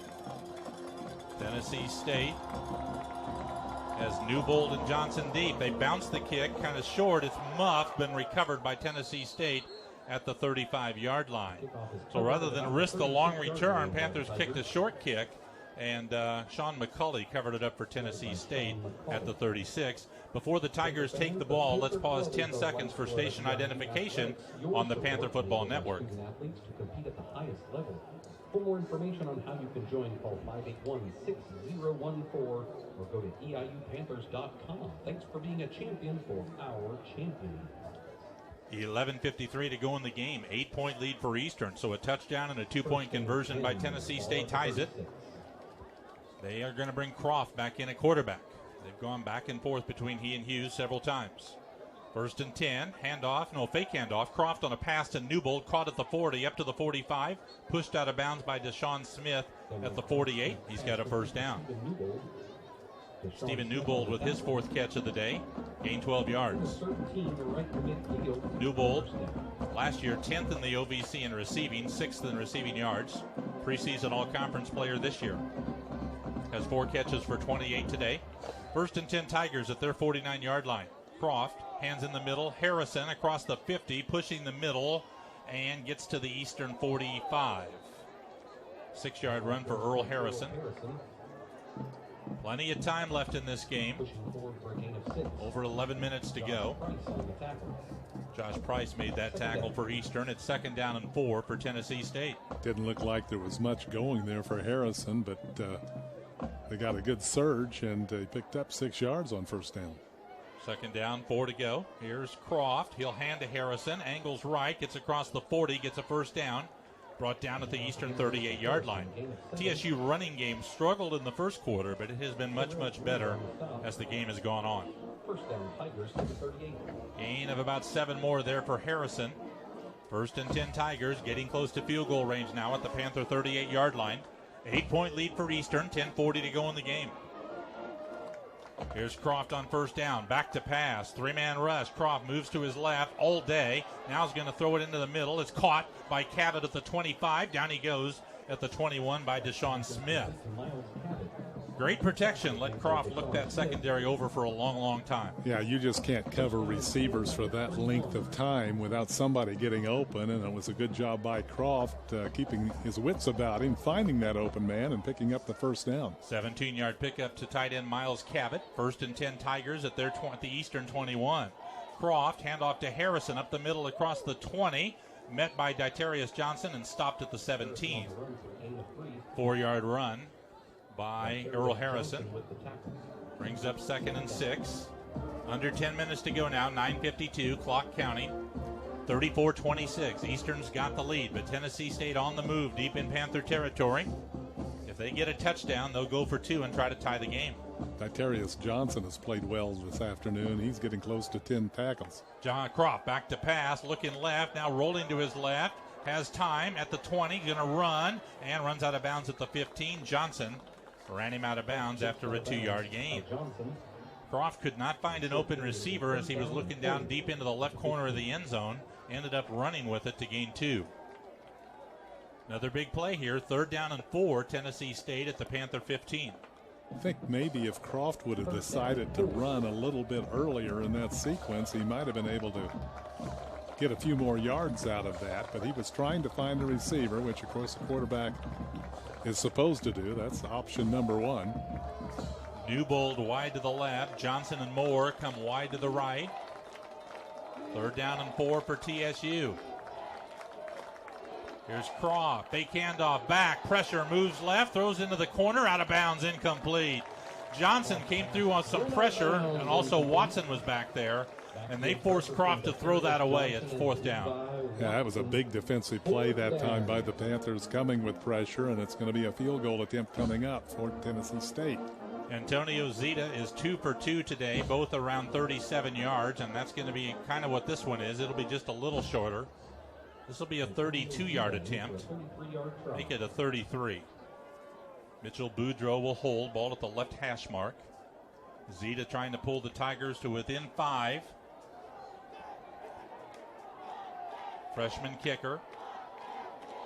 Here's the snap. Place down. Penalty flag on the play. They blow the play dead.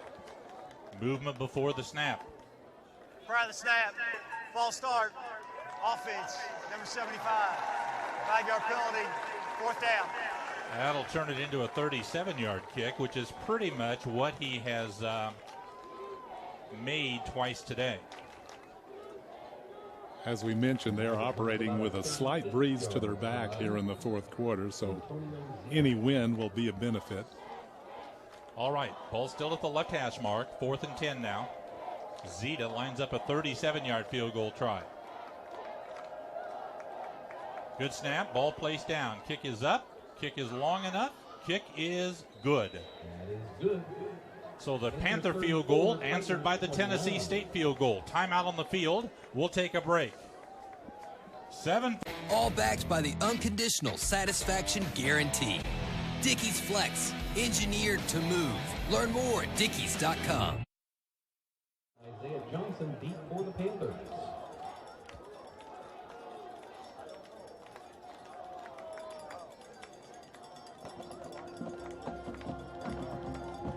Matt Reyna, Isaiah Johnson back to return this kickoff for Eastern as Caleb Mosley gets set to kick off.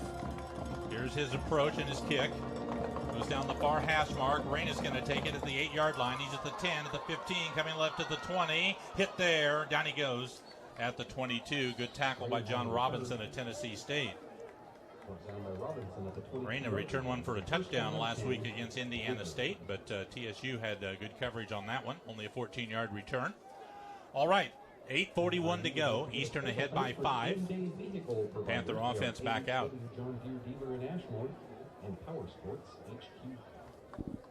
Brantley's gone all the way at quarterback. He's still out there. First time all season long that's been the case. Phillips and Gooch wide to the right. Hollins wide to the left. Johnson a running back. 1st and 10 Panthers. Man in motion is Gooch. They fake it to him. Brantley on a planned run in trouble. Brought down for a loss. Brantley could not find a way to turn that upfield. Lost a couple. Vincent Sellers on the tackle. Brantley took a pretty good hit on that play as well, but he popped right back up. Loss of 3, back to the 19-yard line. Makes it 2nd down, 13 to go.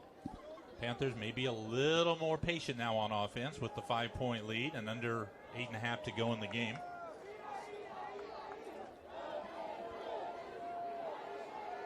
Second down and long here. Hollins wide to the left. Phillips wide to the right with Sheehan.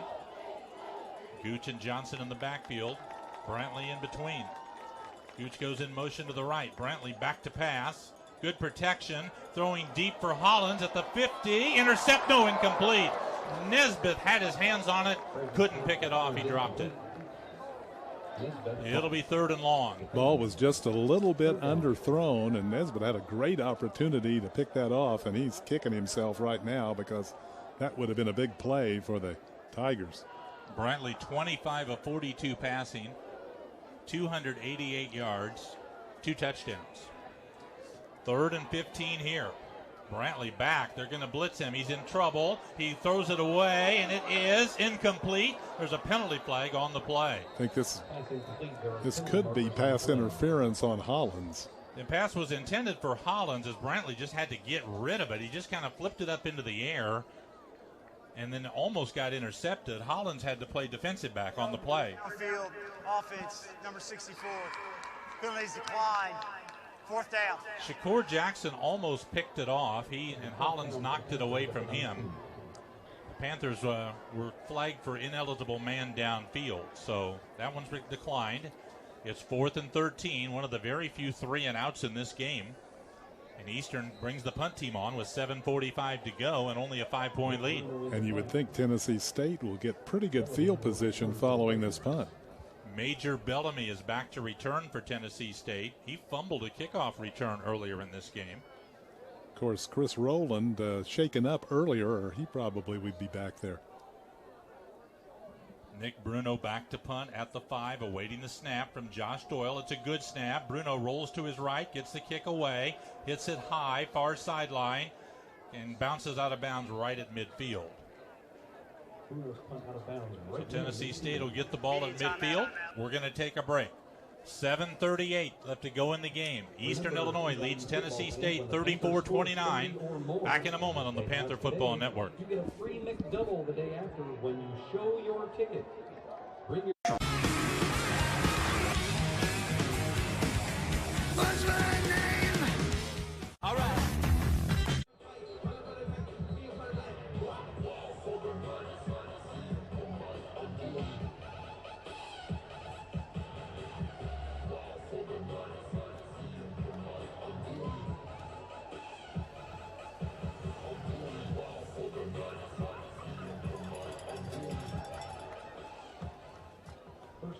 Tigers at the 49.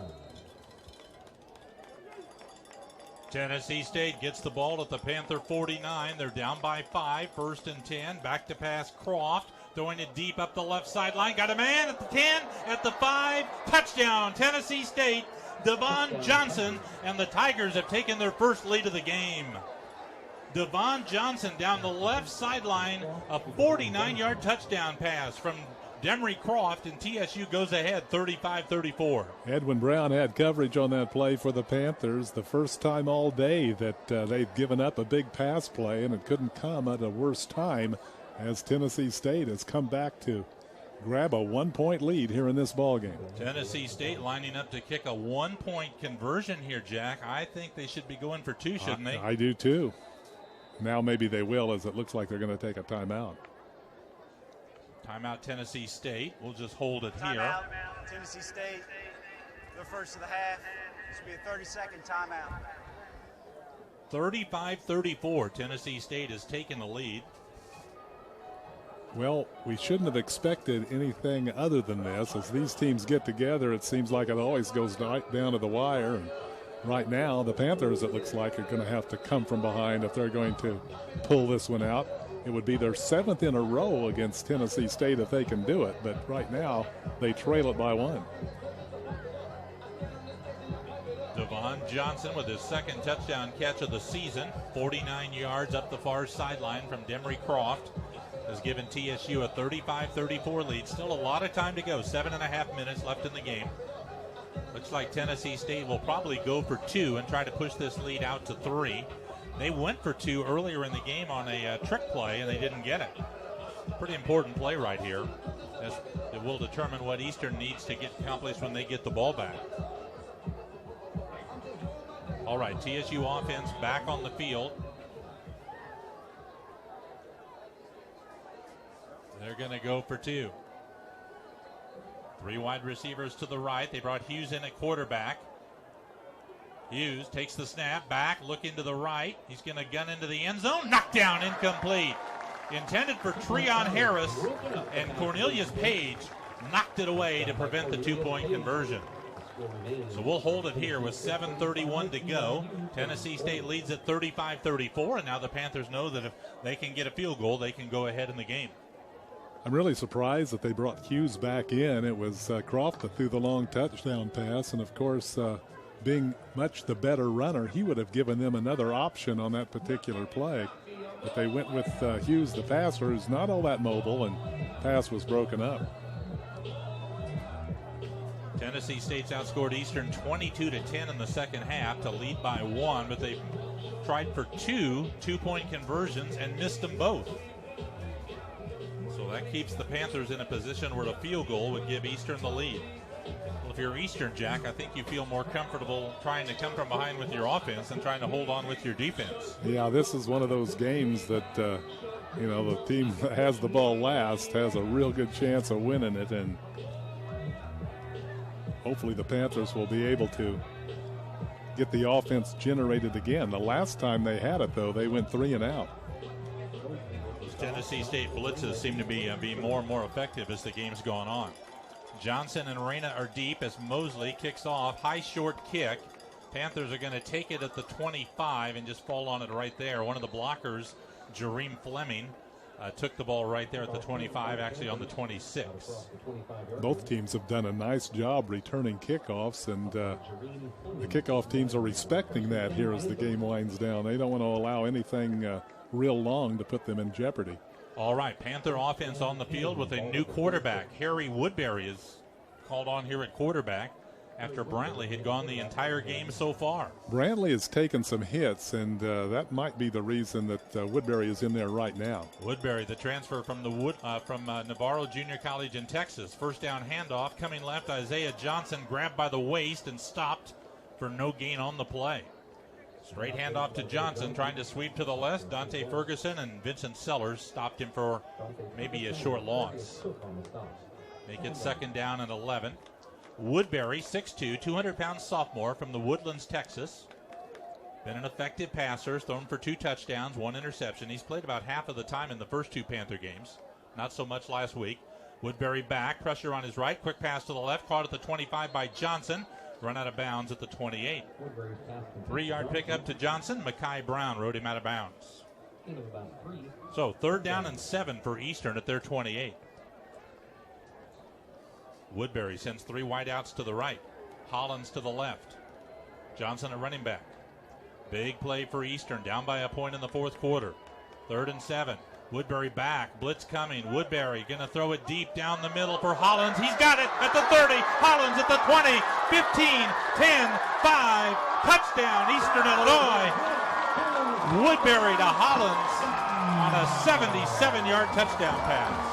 Boy, Woodbury put in such a difficult position, and then he delivered that right on the money as Hollins now with another touchdown. That gives him 7. He had 1 taken off the board on a replay review, but that one's going to stand up.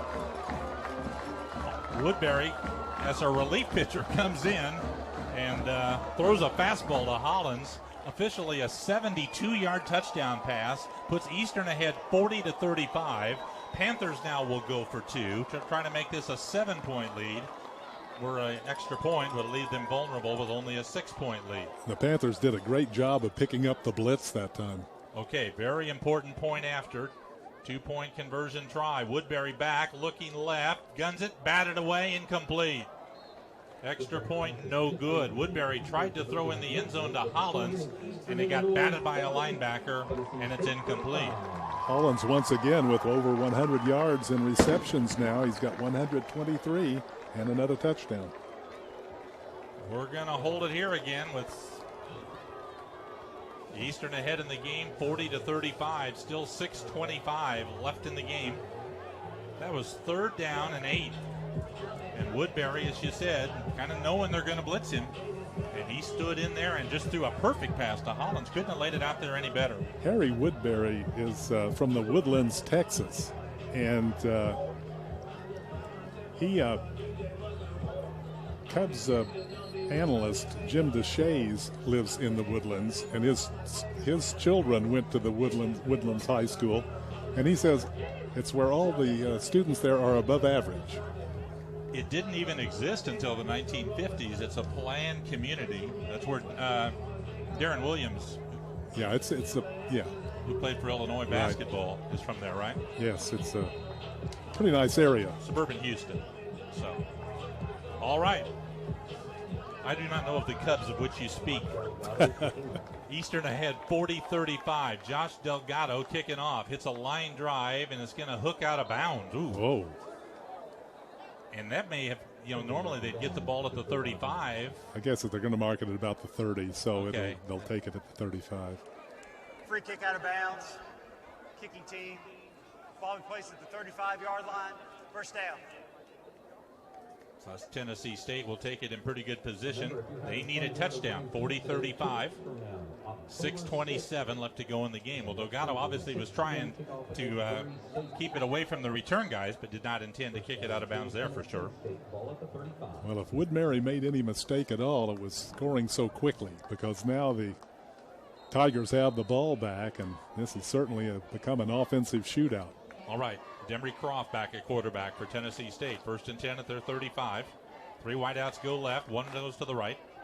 Roberson at running back. There's the snap. Fake handoff. Croft, quick pass on the left.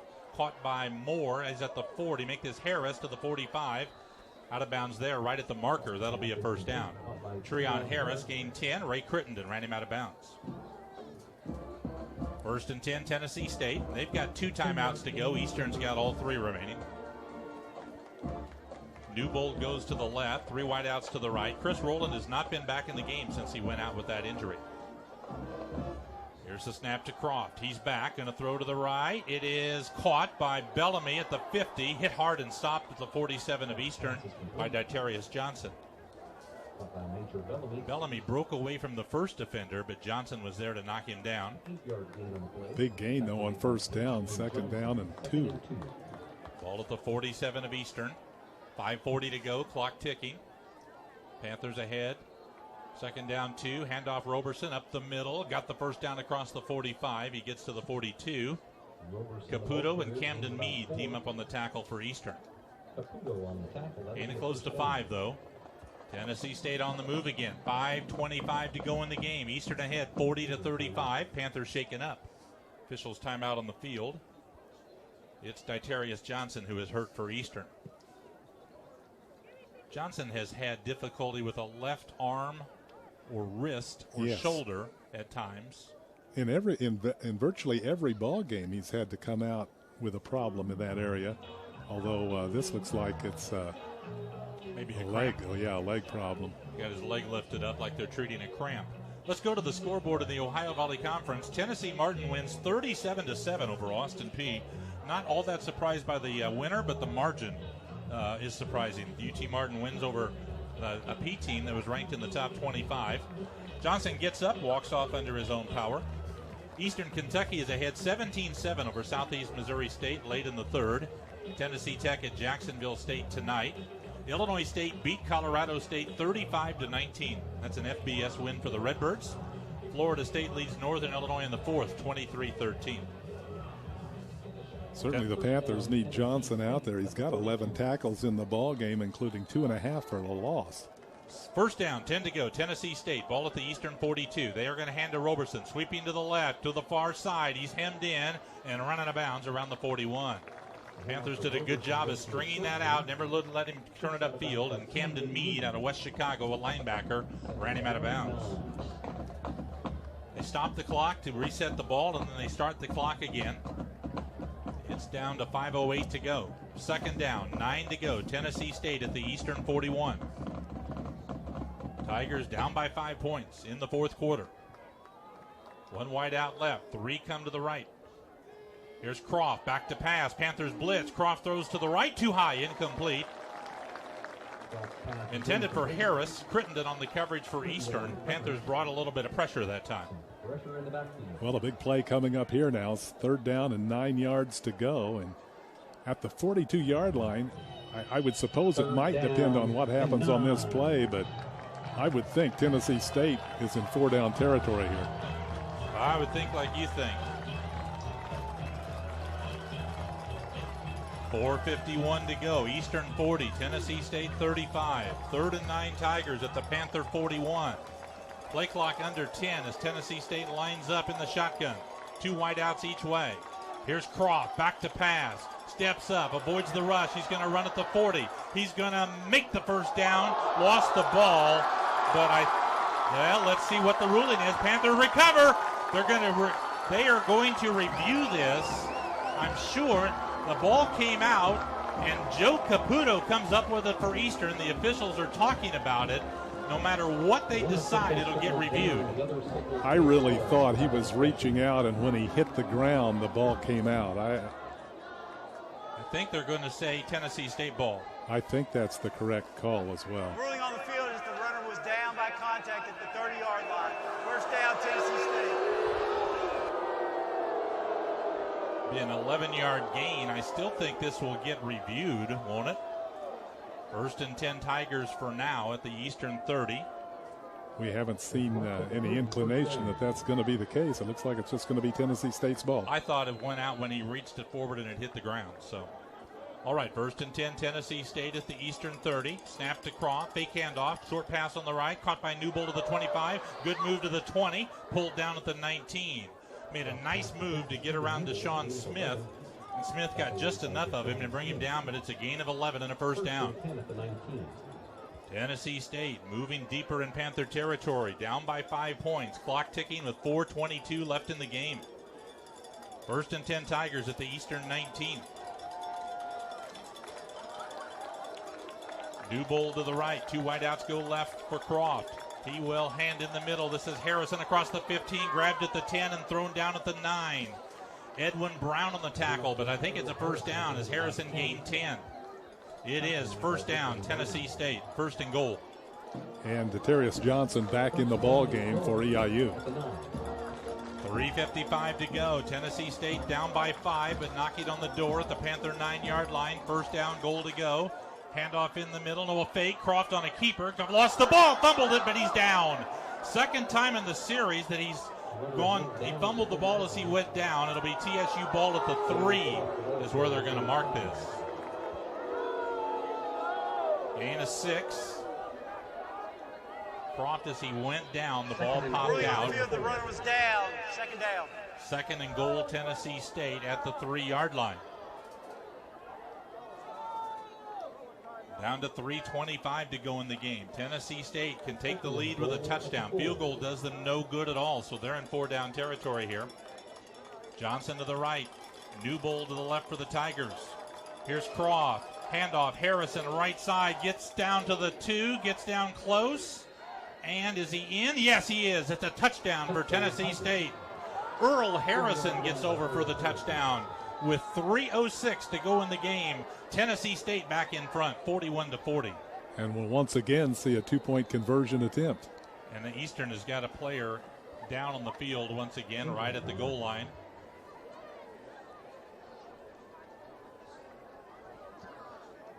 Be a 3-yard touchdown run for Earl Harrison of Tennessee State. First touchdown this year, 4th of his career.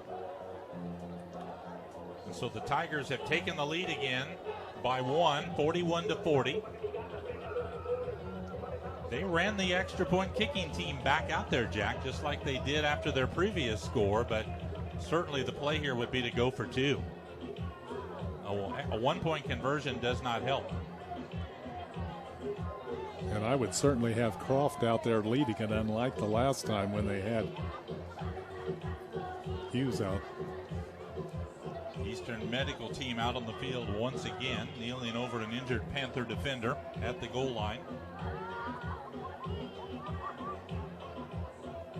I think we've seen more of this in this game than in any game in quite a long time. All right, Eastern is going to have all 3 timeouts remaining. 3 minutes and 6 seconds on the clock when they return the kickoff. Down by either 1 point or 3 points, most likely, assuming Tennessee State's going to go for 2. So this will be another very important 2-point conversion. Had Eastern made their 2-point conversion on that after that Hollins touchdown, Tennessee State would be kicking right now to tie the game. That's how important that is.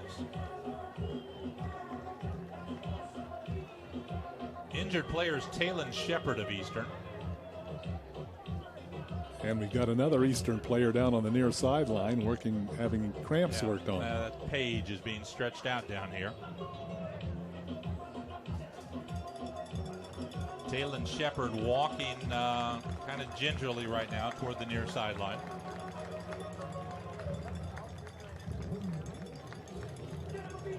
It's certainly been a great game here. If you like offense, we've had 81 points. Eastern led early 17-0. Tennessee State got a touchdown right before halftime and then another one on their first drive of the third quarter to pull close. And it's really just kind of been back and forth in the last quarter and a half. And we mentioned earlier that this might be one of those games that the team that has the ball last. Well, looks like the Panthers will have a good opportunity to have the ball last.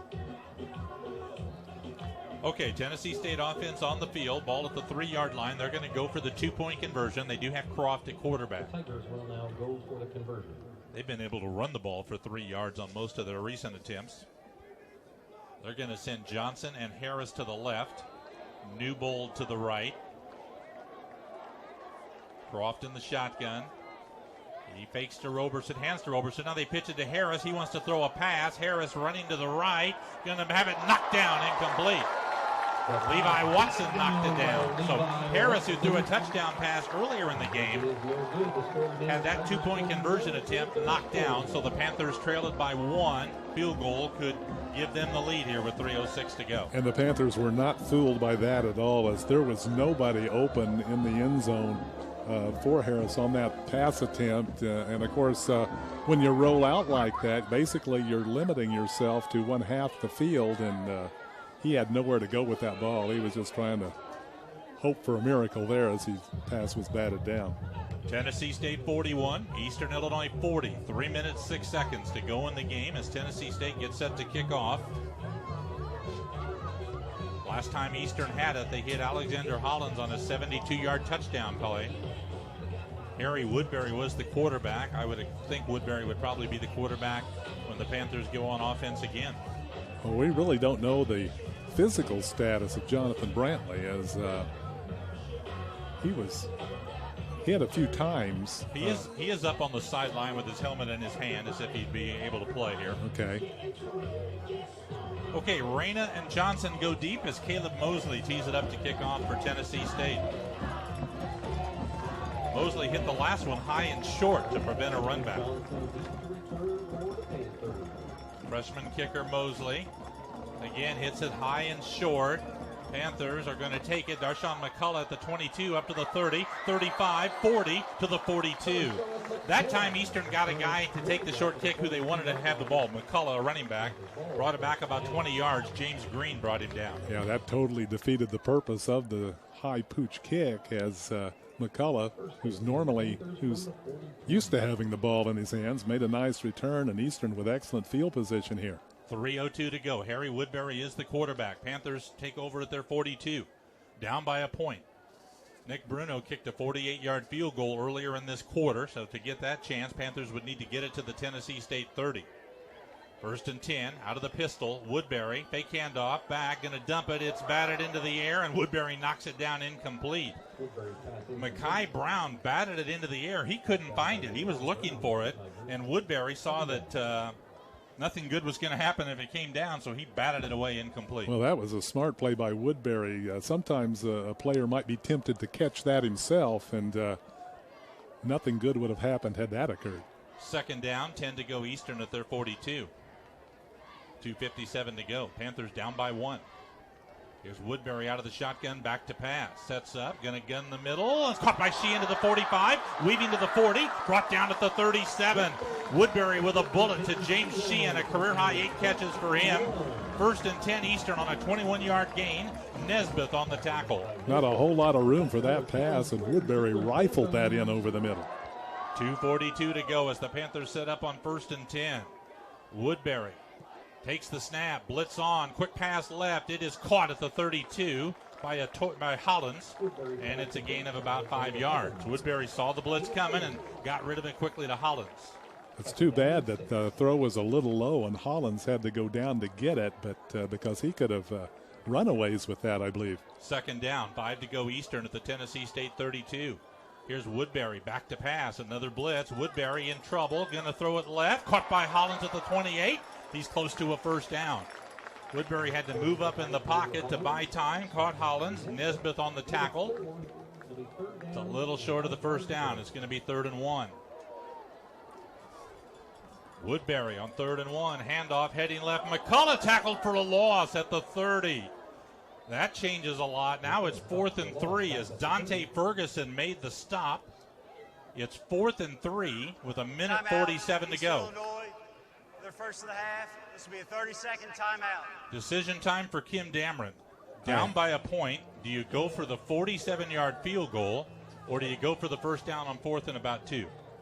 I think I would go for it on 4th and 2 here. I think that play for McCullough was designed to go inside, and he broke it to the outside, and that enabled Tennessee State to bring him down. One reason you run it there is you don't expect to lose yards on a running play there. Right. And they did. The ball is spotted on the 30. It's 4th down and 3 to go. And the Panther kicking team is coming on the field. So Nick Bruno, who made a 48-yard field goal earlier in this quarter, this will be a 47-yard field goal to try to give the Panthers the lead. And the wind, which hasn't really been much of a factor, has picked up a little bit, and it's not helping Bruno at all here. Remember, he's got a backup snapper in the game. All right, Bruno trying to give Eastern the lead with 1:47 to go. Sheehan will hold at the 47. Snap, ball placed, kick blocked. It's blocked. Sheehan will fall on the still rolling free, and it'll be recovered at the 48 of Eastern. 1:39 to go. Well, Bruno needed to hit it low, Jack, from that far, and Tennessee State blocked it. They got good penetration, and as you said, for a kick at that distance, you have to have a relatively low trajectory, and Bruno couldn't get it over the line. So 1:39 to go. Tennessee State ball at the Eastern 48. Panthers have got 2 timeouts to go, so the Eastern would have a chance here to get the ball back in these last minute of the game.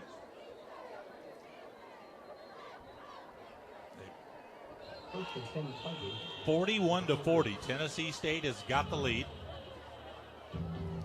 And they'll have the ball at the Eastern 48 with 1:39 to go.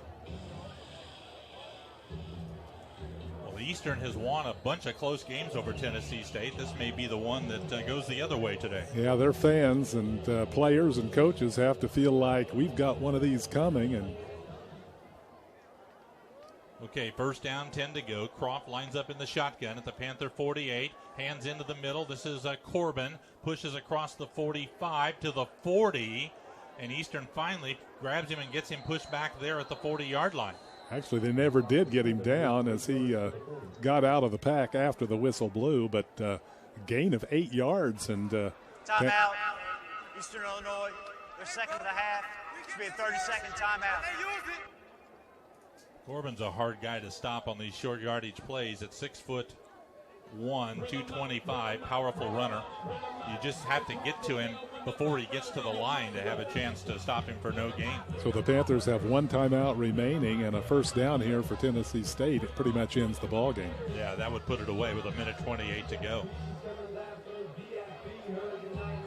Well, what a game here. 41-40. Tennessee State's got the lead. You can look back on like 10 different things in this game that had it gone a different way, we'd have a different result. Two-point conversions, turnovers, an Eastern touchdown in the first quarter that got wiped out on a replay call.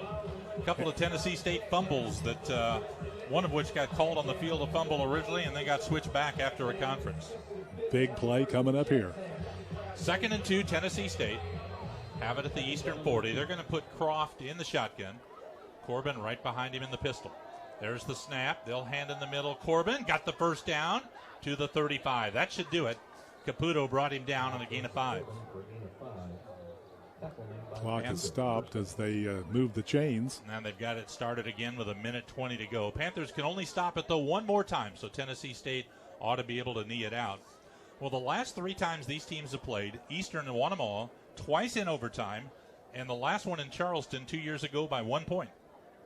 And right now, Tennessee State's ahead by 1 point. We've got a minute to go in the game, and it looks like that's going to be the final score.